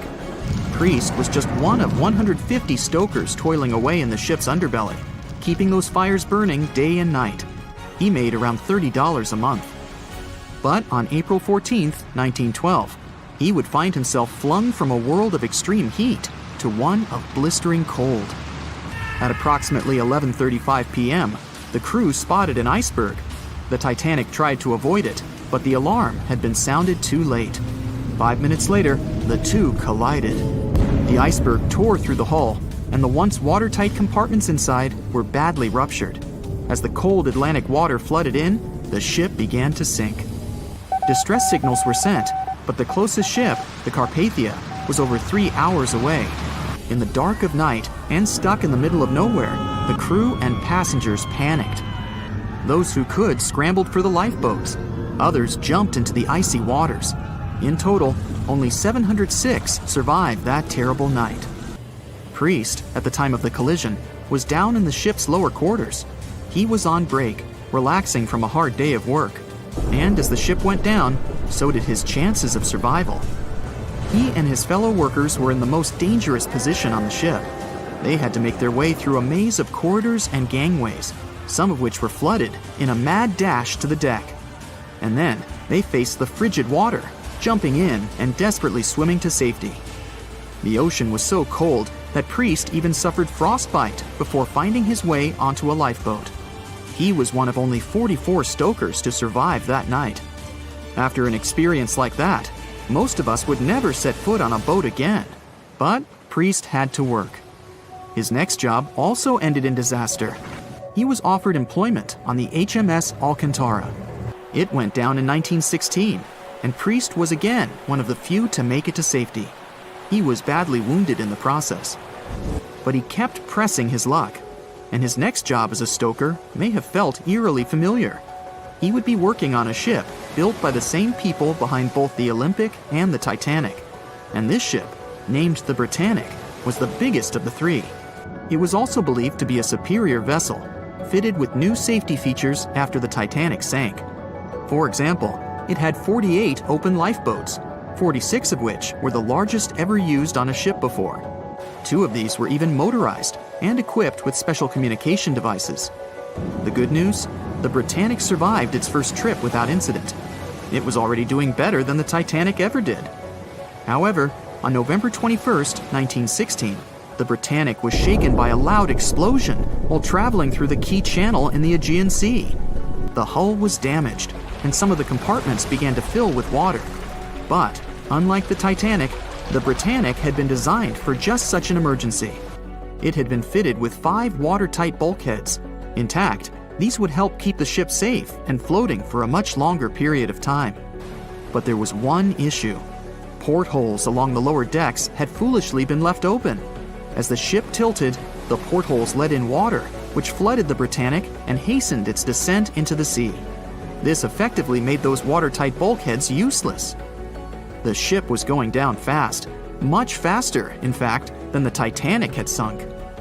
35 of the lifeboats were successfully launched, saving most on board. Of the 1,066 passengers and crew, 1,036 survived. Priest, his luck intact, was one of them. And yet, he still wasn't done with a life at sea. He accepted a position as a stoker on the Donegal. It was a smaller passenger ferry that had been converted for use as a hospital boat. In April 1917, it was struck by a foreign object while fleeing an unsafe situation, and though he suffered from a head injury, Priest was again one of the survivors. It took experiencing 2 collisions and 4 sinkings before Priest was finally ready to retire. In fact, he reportedly said he only gave it up because no one wanted to sail with him. Can you blame them? He would live out the rest of his life on dry land in Southampton, England, with his wife Annie and their 3 sons. But Arthur John Priest would always be remembered as the unsinkable stoker. In the Titanic movie, you won't see any fumes above the 4th funnel of the legendary ocean liner, and it's not a mistake. Back in 1911, the year before the Dream ship's departure, large ships would mostly sail with 4 chimneys. They needed those to draw heat and fumes from their massive boilers. The Titanic was a real engineering gem that only needed 3 chimneys to function. So the 4th was added for balance and more impressive looks. The White Star Line thought the public would have been disappointed to see only 3 pipes on the greatest ship of all time. The Titanic sister ships, the Olympic and the Britannic, also had 1 fake funnel each for the same reason. The dummy chimney wasn't completely useless and served for ventilation. It took out the fumes from the machine spaces in the lower decks and from one of the first-class general rooms. 1 big ventilation funnel, instead of several small ones, helped to declutter the upper decks and left more open space for passengers to enjoy their strolls. When Titanic went down, the funnels, each weighing 60 tons, went down with the rest of the ship. They were made extra tall to make sure the passengers weren't covered in the soot being ejected. Their height and weight let them stay in the upright position. The forward funnel, followed by the others, fell only when the ship went for the final dive. Those chimneys were much lighter than the bow, so they spread among other debris. The light material they were made of flattened once it hit the bottom, and the iron-eating bacteria living deep down took care of it later. The bow of Titanic remained intact when it hit the seabed, but the stern was completely mangled. When the famous ocean liner hit that iceberg, things got really messy. It took the future movie star a whole 2 hours and 40 minutes to submerge completely. The collision let water flood 6 out of 16 watertight compartments. As the water gushed into the starboard side, the ship started to tilt down in the front and a bit to the right. By midnight, the damaged compartments were spilling water into others, and it was chaos because these compartments were only watertight horizontally. Soon enough, water started flooding through the anchor chain holes, and by 2 a.m., the bow was sinking, and the stern's propellers were lifted out of the water. The ship kept flooding until the moment the bow went underwater, and the stern shot up almost 45 degrees. The weight of those massive propellers stressed the ship's midsection. The steel just couldn't handle it and failed. Survivors described that moment as some loud noise, like breaking china or falling gear. That was the Titanic's upper structure giving in. By 12 past 2 a.m., the bow and stern were only connected by the inner bottom structure. Minutes later, the bow, weighing almost 16,000 tons, broke loose from the stern. The stern rose sharply to an almost vertical position and started sinking slowly. By 2:20, it disappeared underwater. The bow was cruising down at about 13 miles per hour and had hit the ocean floor almost a half an hour before the stern. The 2 parts of the Titanic now lie 2,000 feet apart, pointing in different directions. The bow remained mostly intact, just covered in mud. The stern turned into a tangled wreck because of the implosions it went through during the descent. The air trapped within the structure just couldn't handle the increasing pressure of the water deep down. Signal rockets played a big part in the Titanic's tragedy. When a ship goes down, you're supposed to shoot up red flares to signal trouble. But someone decided to stock Titanic with white lights instead of the usual red ones. So when the ship smacked into that iceberg, the crew fired off white flares. The SS Californian was passing nearby, and his captain knew the Titanic was in a dangerous iceberg zone. The crew didn't spot the sinking Titanic, but they sure saw those white rockets. The radio between the ships was useless because the Californian's operator switched it off. The captain had a gut feeling something was off, so he flashed a Morse code light signal at Titanic. But he received no reply because the Titanic had already gone underwater. There was another ship, Samson, sailing alongside the Titanic. It had plenty of illegally hunted frozen seal meat from Canadian waters abroad, so it was sailing with lights off to remain unnoticed. When they saw the Titanic's white rockets, they thought it was the Coast Guard and zoomed away. Samson didn't have a radio, so they couldn't find out about the ongoing disaster. The crew got the news about Titanic only when they got to the coast of Iceland the following month. There have been many theories to explain the Titanic tragedy, and one of the recent ones says that there was a fire involved. An Irish journalist went full detective for decades, digging into the mystery, and stumbled upon a game-changer. He came across a photo album that had been hiding from the public for a century after the tragedy. In the pictures, taken at the Harland and Wolff shipyard in Belfast, Northern Ireland, just over a week before the liner sailed, you can clearly see a massive 30-foot black spot on the ship's hull. Maloney researched the photos and eyewitness testimony from the time and claimed that a fire spontaneously broke out inside of one of Titanic's enormous coal bunkers. It was raging for a whole 3 weeks and messed with the metal, critically weakening a crucial segment of the ship's hull. Back then, most ships had just one hull, so it was the only skin the Titanic had. That's why the iceberg managed to punch a hole through the ship so easily. If it hadn't been for the fire, the Titanic might have shrugged off that iceberg collision. The company operating the liner knew about the fire, but they decided to conceal that fact. They didn't want any negative stories in the press as they faced some serious competition in transatlantic voyages. The Titanic was sold out, so they stocked up on coal and made it sail. The moon might have also played a role in the sinking. Our satellite heavily affects tides on the Earth. The closer it is to our planet, the stronger the tides are because of the increasing gravity of the moon. Back in 1912, the moon was so close it made several glaciers in Greenland break apart. Massive chunks of ice that broke off from the glaciers started floating south. The supermoon event came just 6 minutes after a spring tide. During new and full moons, the alignment of the moon, the Earth, and the Sun makes their combined gravity reach its peak. And the day before, our planet had come the closest to the Sun that year, which made the gravity even stronger. This mixture of events created perfect conditions for one of the most powerful tides in history. It created the perfect conditions for the icebergs breaking off from Greenland's glaciers to move freely. Opponents of this theory say that the difference in tidal force wasn't actually that big, and it couldn't have been the main cause of the sinking. The iceberg tore down the side of the ship, leaving a huge opening in the hull. It wasn't a continuous rip, and damage was caused in several places. Some experts believe the ship would have survived the iceberg if it had hit head-on. The Titanic had watertight compartments designed to prevent flooding in case of a collision. Only the first 3 or 4 of these compartments would have been flooded. This could have helped save a lot of lives. Supporters of this theory put the blame for the disaster on First Officer William Murdoch. Huge, fast-moving ships don't just turn in a matter of seconds like a speeding car. It takes minutes. When Murdoch realized the collision was inevitable, he tried dodging left to avoid a direct hit. But despite his efforts, the ship still collided with the iceberg.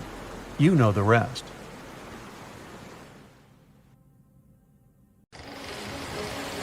It was 11:39 at night when the Titanic's lookout shouted, "Iceberg, right ahead!" Swift action on the bridge to reduce speed and change the ship's course didn't help, and you already know how the story ends. Since then, we've regarded what happened to Titanic as a once-in-a-lifetime event. Is it though? The Titanic sank in 1912. Forget about fancy GPSs or weather satellites. At the time, ships were responsible for warning each other about the location of icebergs, like a "hey man, trust me on this" situation. Then the Titanic disaster happened. To call it a disaster is an understatement, so specialists felt the need to form an organization to avoid this kind of accident happening again. That's why, a year later, they created the International Ice Patrol, or IIP for short. Up to this day, this group has been responsible for giving ships advanced warnings about ice threats. IIP improved their methods over the years, from ship reports and aircraft patrols to satellite images. Recently, they've also been using oceanographic buoys, floating devices providing real-time information about ocean conditions up to 164 feet below the surface to predict the potential drift of icebergs. Luckily, IIP is doing an excellent job in reducing ship iceberg collisions. But don't get too comfortable, because even the most advanced detection equipment can't entirely avoid an unfortunate situation. Between 1980 and 2005, there were 57 incidents involving vessels and icebergs. And the chilling truth is that today's ships are more likely to run into an iceberg than the Titanic was. Studies have shown that 1,038 icebergs crossed the area where the Titanic sank back in 1912. You might think that's a lot, but scientists say it's not really a big deal. I mean, yeah, it's on the higher side, but there have been 14 years with even more iceberg activity since then. Nowadays, the number of icebergs is going up due to the accelerated melting of Greenland's glaciers. And since more ships are heading into polar waters, the chances of ships bumping into icebergs are higher. But the real danger for captains is invisible enemies, called growlers and bits. Growlers are these small icebergs that can be the size of a regular door. And bits are also considered small, measuring around the size of a school bus. These icebergs might seem harmless, but they're actually tricky since they can be completely invisible to radars or satellites. Let's see what happens when a modern cruise ship as big as the Titanic hits one of these small icebergs. Meet the Norwegian Sun, a luxurious cruise ship like Titanic, as it has the capacity to accommodate 2,400 passengers and more than 900 crew members.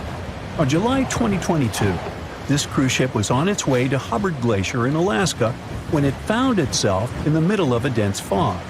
Suddenly, passengers felt an impact and were terrified as the ship experienced a severe jolt. The fog immediately cleared and they realized what had happened.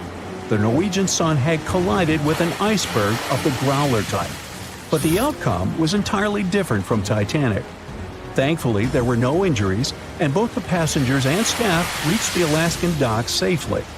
Expert divers checked the condition of the boat, and they discovered that the ship had suffered some damage after the collision, so the rest of the trip was canceled.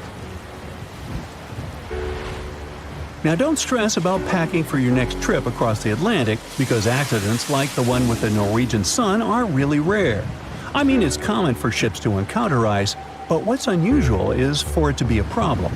Most modern cruise ships wouldn't get physically damaged by an iceberg, and there's a reason for that. You see, the steel used in the Titanic also played a significant role in the disaster. The unsinkable ship, after all, was not so impact-resistant. Back then, the Titanic's hull was constructed using around 2,000 steel plates, which are believed to have been produced in an open hearth furnace. As a result, the steel contained a high concentration of phosphorus, oxygen, and sulfur. High levels of these elements make steel brittle at low temperatures, causing it to fail upon impact.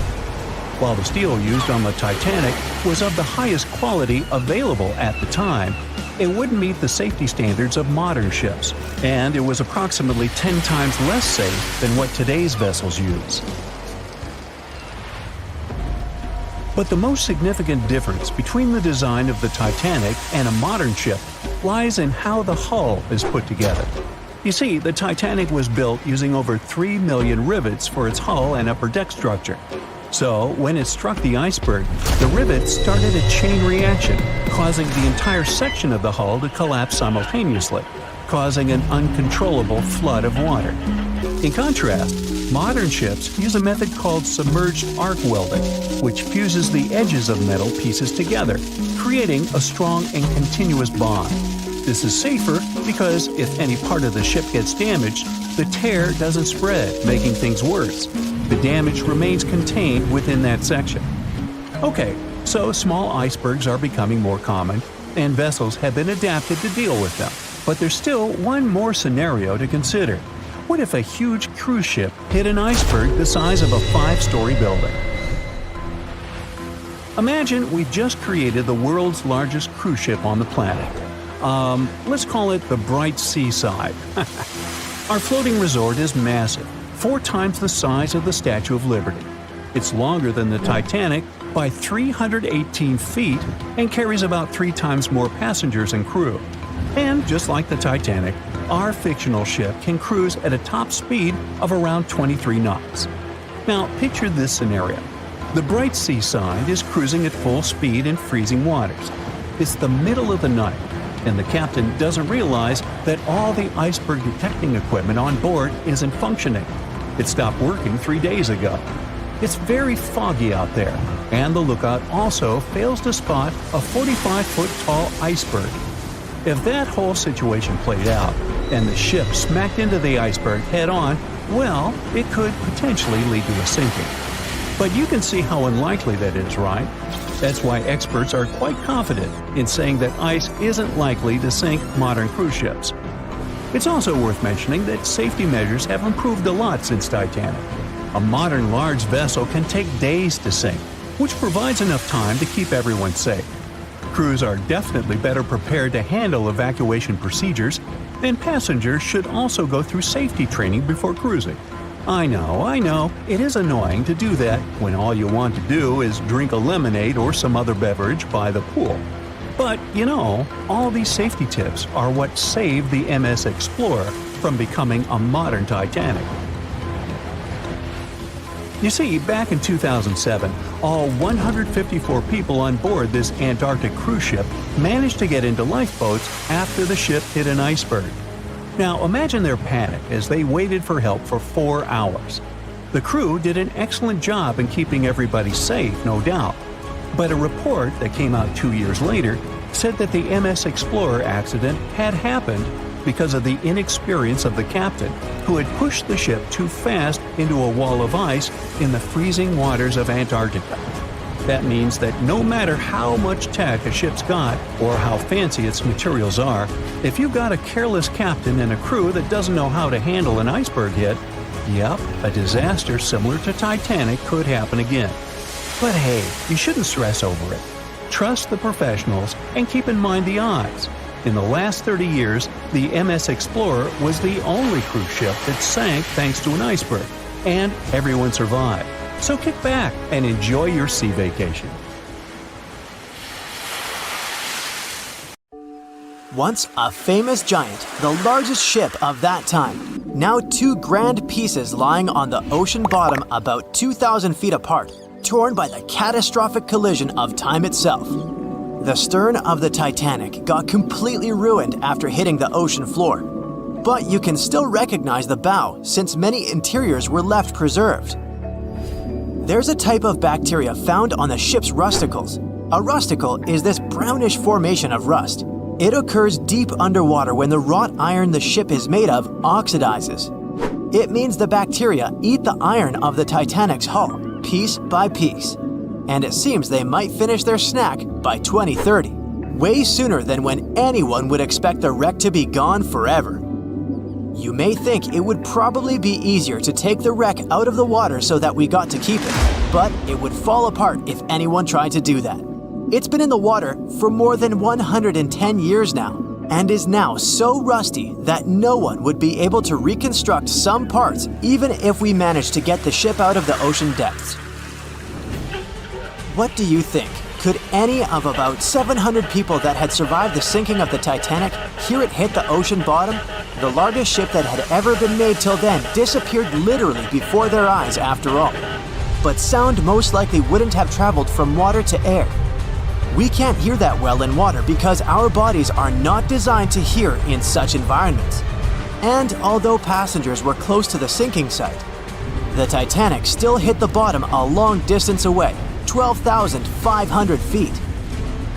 There are so many underwater landslides and earthquakes we cannot hear, and they make way more noise than a single ship slamming into the ocean floor. Most vibrations and sounds must have dispersed over a large area.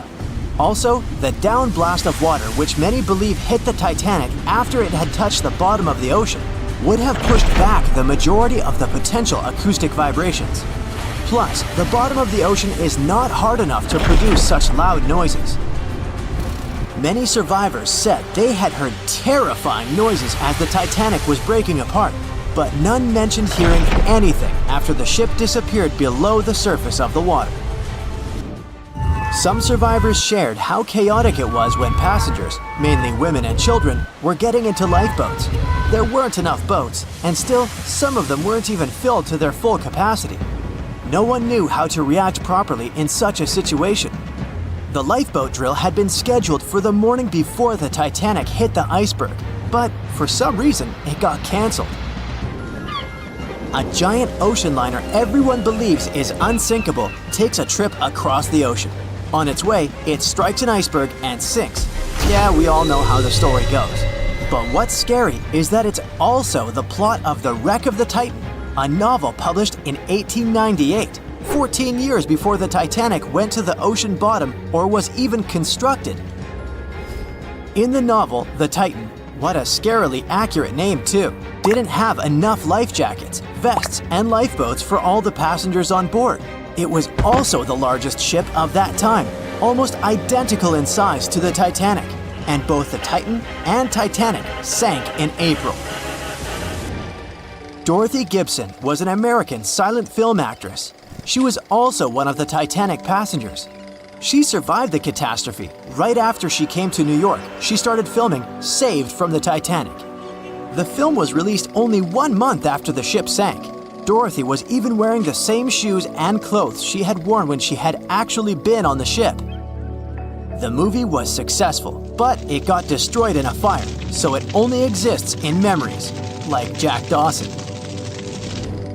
Titanic wasn't all alone in the restless waves of the cold ocean near the iceberg it struck. The SS Californian was relatively close. Their radio was shut off for that night though. At one moment, the crew members noticed mysterious lights in the sky. They immediately went to wake their captain up to tell him, but he issued no orders. Some believed it was just fireworks. They never realized it was actually a call for help. The flares crew members of the Titanic sent off to the sky, hoping someone would notice. By the time the SS Californian got the SOS message, it was already too late. Some say a full moon may have been the reason the iceberg crossed paths with the gigantic ship. A full moon may have caused incredibly strong tides that eventually sent multiple icebergs southward, right when the Titanic was crossing that area. Would you dare to taste cheese from the Titanic? The wreck has been under the ocean surface for more than 100 years now. It took more than 70 years to find it. By that time, most of the food that had gone down together with the ship had, of course, spoiled. But it's possible there's still some of it left. Some foods are protected from decay. For example, cheese. The microbes that turn milk into cheese create special conditions to protect the product from spoiling. Multiple things have survived the Titanic. A handwritten letter where a mother and a daughter wrote to the girl's grandma about the amazing journey they were on together. The letter has been around for more than 100 years and got sold at an auction. A battered pair of white cotton gloves was found in the wreck. Musicians on the Titanic played till the very last moment. Sheet music and one violin were found among the wreckage. The bell one of the crew members rang 3 times to warn there was a very close iceberg on their way. A pocket watch that stopped at 1:45 a.m., the time when the ship went under the water. Perhaps one person could have changed what happened on the Titanic. David Blair was a pretty lucky man. He was supposed to take the spot of the second officer of the Titanic. He was pulled out at the last moment, which eventually saved his life. It was a great thing for him, but something clouded his joy. What if he was the only person who could have done something to save the ship and the passengers? Back in the day, ships didn't have smart advanced technology like they do today. They couldn't see a threat on the horizon. Binoculars were pretty helpful, but the crew members on the Titanic didn't have access to the room where they were kept. David Blair was the man responsible for the keys. He left the ship in a hurry and forgot to hand over the keys that were in his pocket. Maybe if the crew members had had access to the binoculars, they would have seen the iceberg on time and had enough time to change course. It's possible that the giant iceberg that sent the Titanic to the ocean bottom was made of snow that had fallen in southwest Greenland. Scientists even used a computer model to calculate the paths the iceberg took in any given year, taking into consideration ocean currents and weather readings for that year. It's possible that the iceberg was 1,700 feet long, with a weight of around 75 tons. By the time it collided with the Titanic, it had dwindled down to only 1.5 tons. Violet Constance Jessup was, as many called her, Miss Unsinkable. She was only 24 years old when she joined the Titanic crew as a stewardess.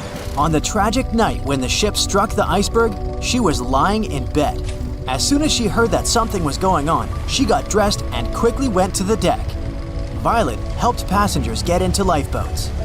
4 years later, she was on the Britannic, the Titanic's sister ship. Once again, the ship started sinking.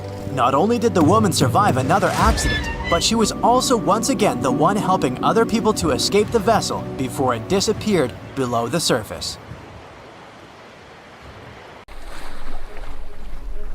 The lookout shouts, "Iceberg right ahead!" The Titanic strikes the ice. Water starts flooding in. Third-class passengers are locked up. There aren't enough lifeboats for everyone. Panic sets in. Violins are playing. The ship sinks. Well, we all know the story of the movie Titanic like the back of our hand by now. But what if I told you that Hollywood lied to us?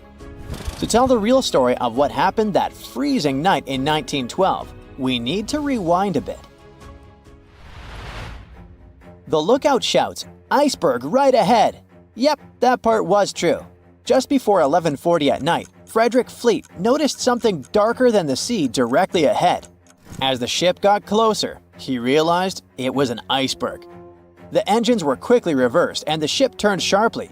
Instead of hitting it head-on, Titanic scraped along the side of the berg, sprinkling ice on the forward deck. If you remember, in the movie, Jack and Rose are having a romantic moment when they feel the ship shudder after hitting the iceberg. Everything shakes as if they were in the middle of a light earthquake. Some real-life passengers reported feeling something similar after the impact, but according to Titanic survivor Frank Prentice, it wasn't exactly like that. He said there was no impact as such, and it all felt more like slamming on your car brakes. The ship stopped, and that was that. Some people even slept right through the collision, confirming that there wasn't such an abrupt impact. Mr. Prentice, curious about what had happened, left his cabin and went out to the deck. When he got there, all he could see was a little ice on the surface, not the towering iceberg that Jack and Rose saw. But as we all know by now, the real damage happened below the waterline, where the iceberg had a jagged spur that slashed a 300-foot gash in Titanic's hull. Once the crew realized how severe the damage was, they immediately began sending distress calls to nearby ships, asking for help. At some point in the movie, the radio operator goes to the captain and says there is only one ship nearby, the RMS Carpathia, which later ends up rescuing many passengers. But in real life, there were more ships around. It's believed that the SS Californian was only about 23 miles away. This ship might have actually seen the Titanic sinking, or at the very least, seen its rockets exploding high in the sky. Yet, for reasons we will never fully understand, they didn't try to help. Let's get back to the story. Now, people need to get off the ship. At 12:45, lifeboat number 7 was the first to be lowered. Just like in the movie, women and children were told to go first. But in reality, some women were hesitant and even refused to get into the lifeboats. Mr. Prentice said this happened mainly for two reasons. First, these lifeboats were high and passengers were terrified of the 70-foot drop from the deck to the ocean below. And second, most women didn't believe the Titanic would actually sink. It was called unsinkable after all. So the idea of getting into a lifeboat seemed pointless at the time. This mindset probably explains why Eloise Smith, a first-class passenger, recalled that there was no panic or chaos at first. Other survivors backed this up, saying that no women or kids were crying. But one thing that was indeed concerning, at least for the crew, was the possibility that the lifeboats might buckle under too much weight. This is one of the theories why the first few lifeboats left carrying only a fraction of their full capacity. Like lifeboat number 7, which only carried 27 people in it, even though it could hold up to 65. In total, Titanic had 20 lifeboats, which could carry about half of the 2,200 people on board that night. But that didn't happen. And now we know the passengers had no idea there weren't enough for everyone. As women were calmly getting into the first lifeboats, musicians headed up to the deck. Their only goal was to play and keep the passengers calm. That's a pretty well-known fact. But the real story is that some survivors said they never saw or heard the band. No violinists whatsoever. It's not like Hollywood misled you though. The musicians did play for over 2 hours after the ship had hit the iceberg. So maybe these passengers were just too panicked to notice the songs, or the musicians started playing later than we think. Now, it's time to talk about the terrible treatment that third-class passengers received. The movie portrayed the crew as cruel, locking the less fortunate below deck like animals, giving them no chance to reach the lifeboats and save their lives. But the official inquiry into the disaster suggested that wasn't true. I mean, yes, fewer third-class passengers survived compared to those in first and second class, but there were other factors at play. Many third-class passengers were reluctant to leave the ship, clinging to their belongings, and had a harder time making their way up from the cabins, which were at extreme ends of the ship.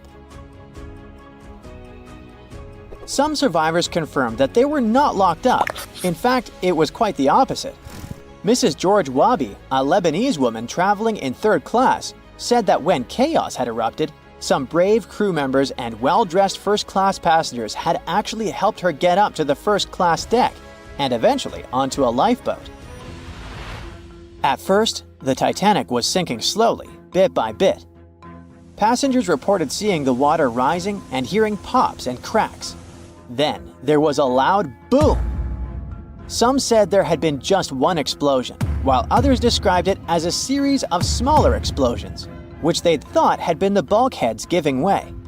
And there's also a group of people who said they had only heard a rumbling sound.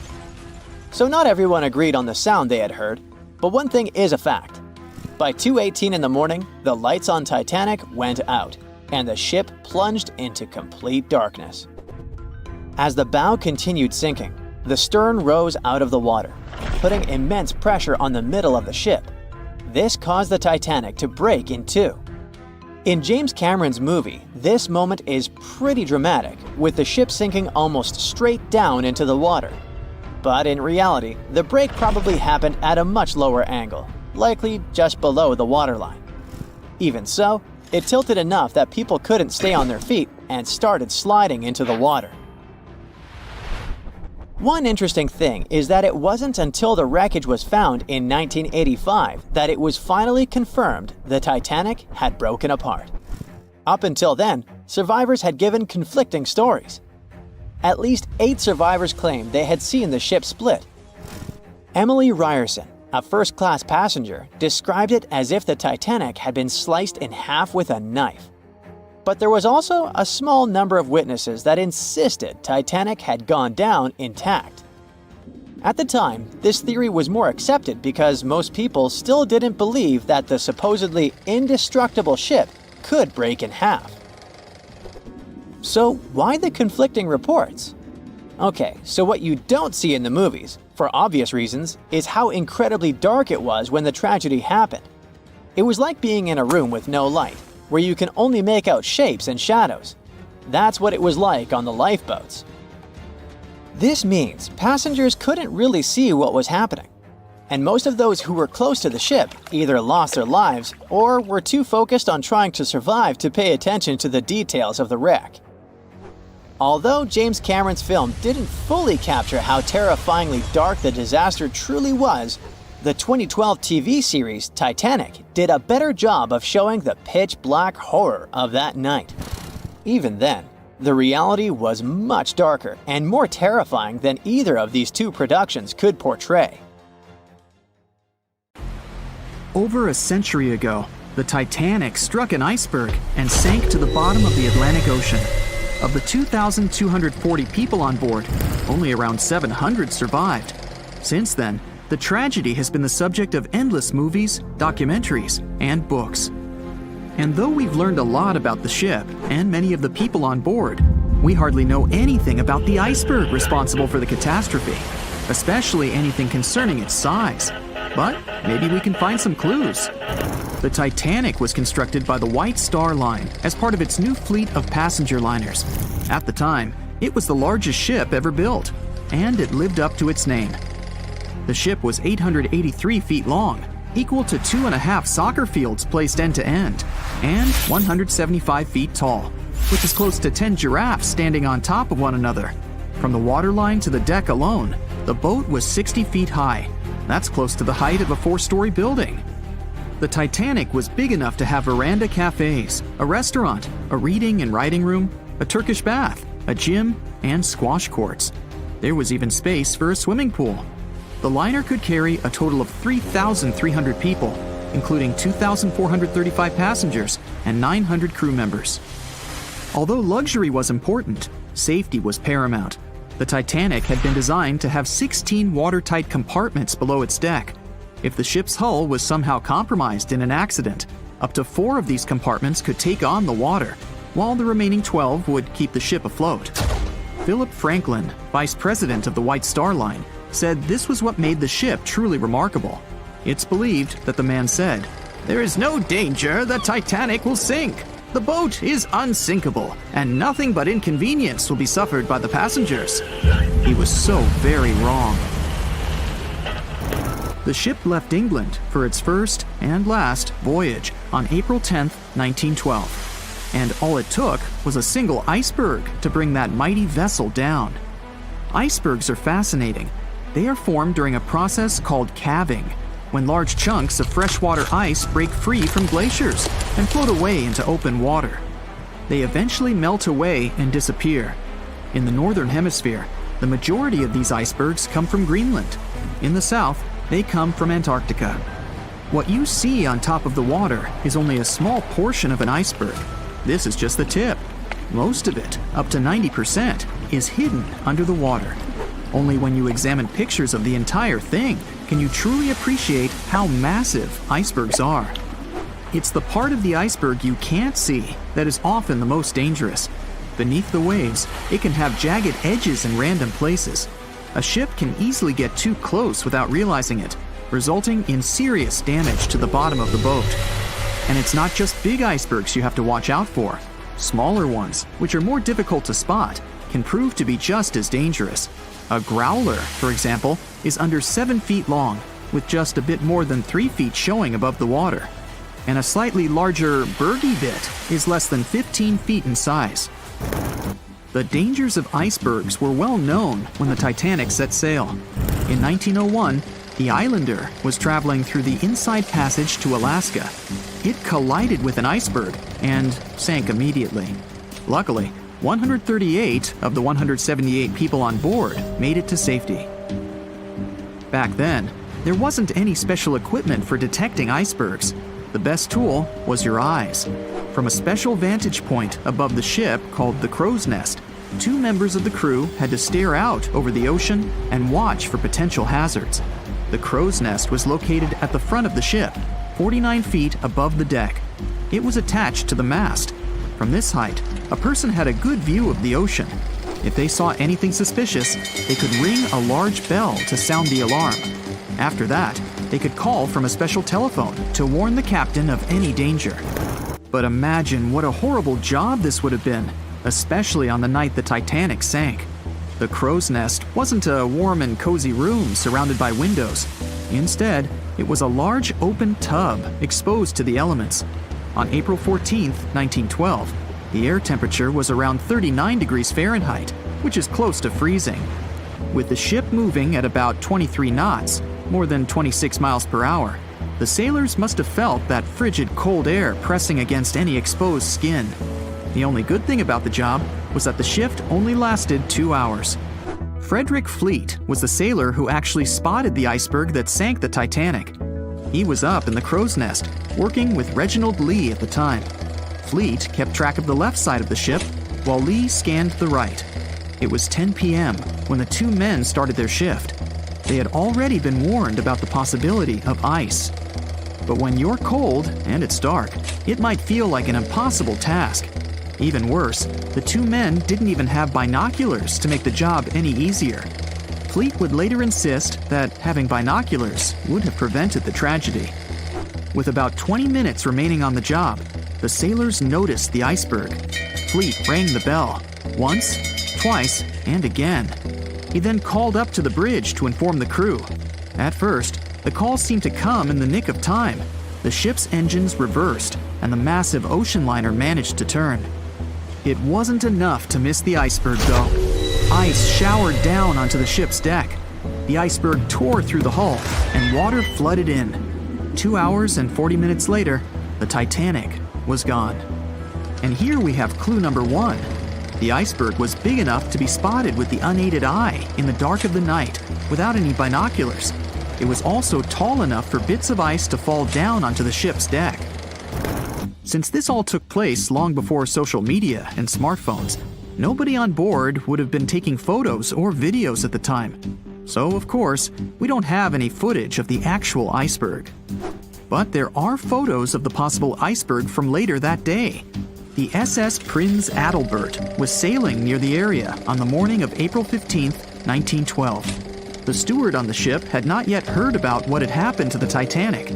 But when he spotted an iceberg floating by, he was compelled to photograph it. Why?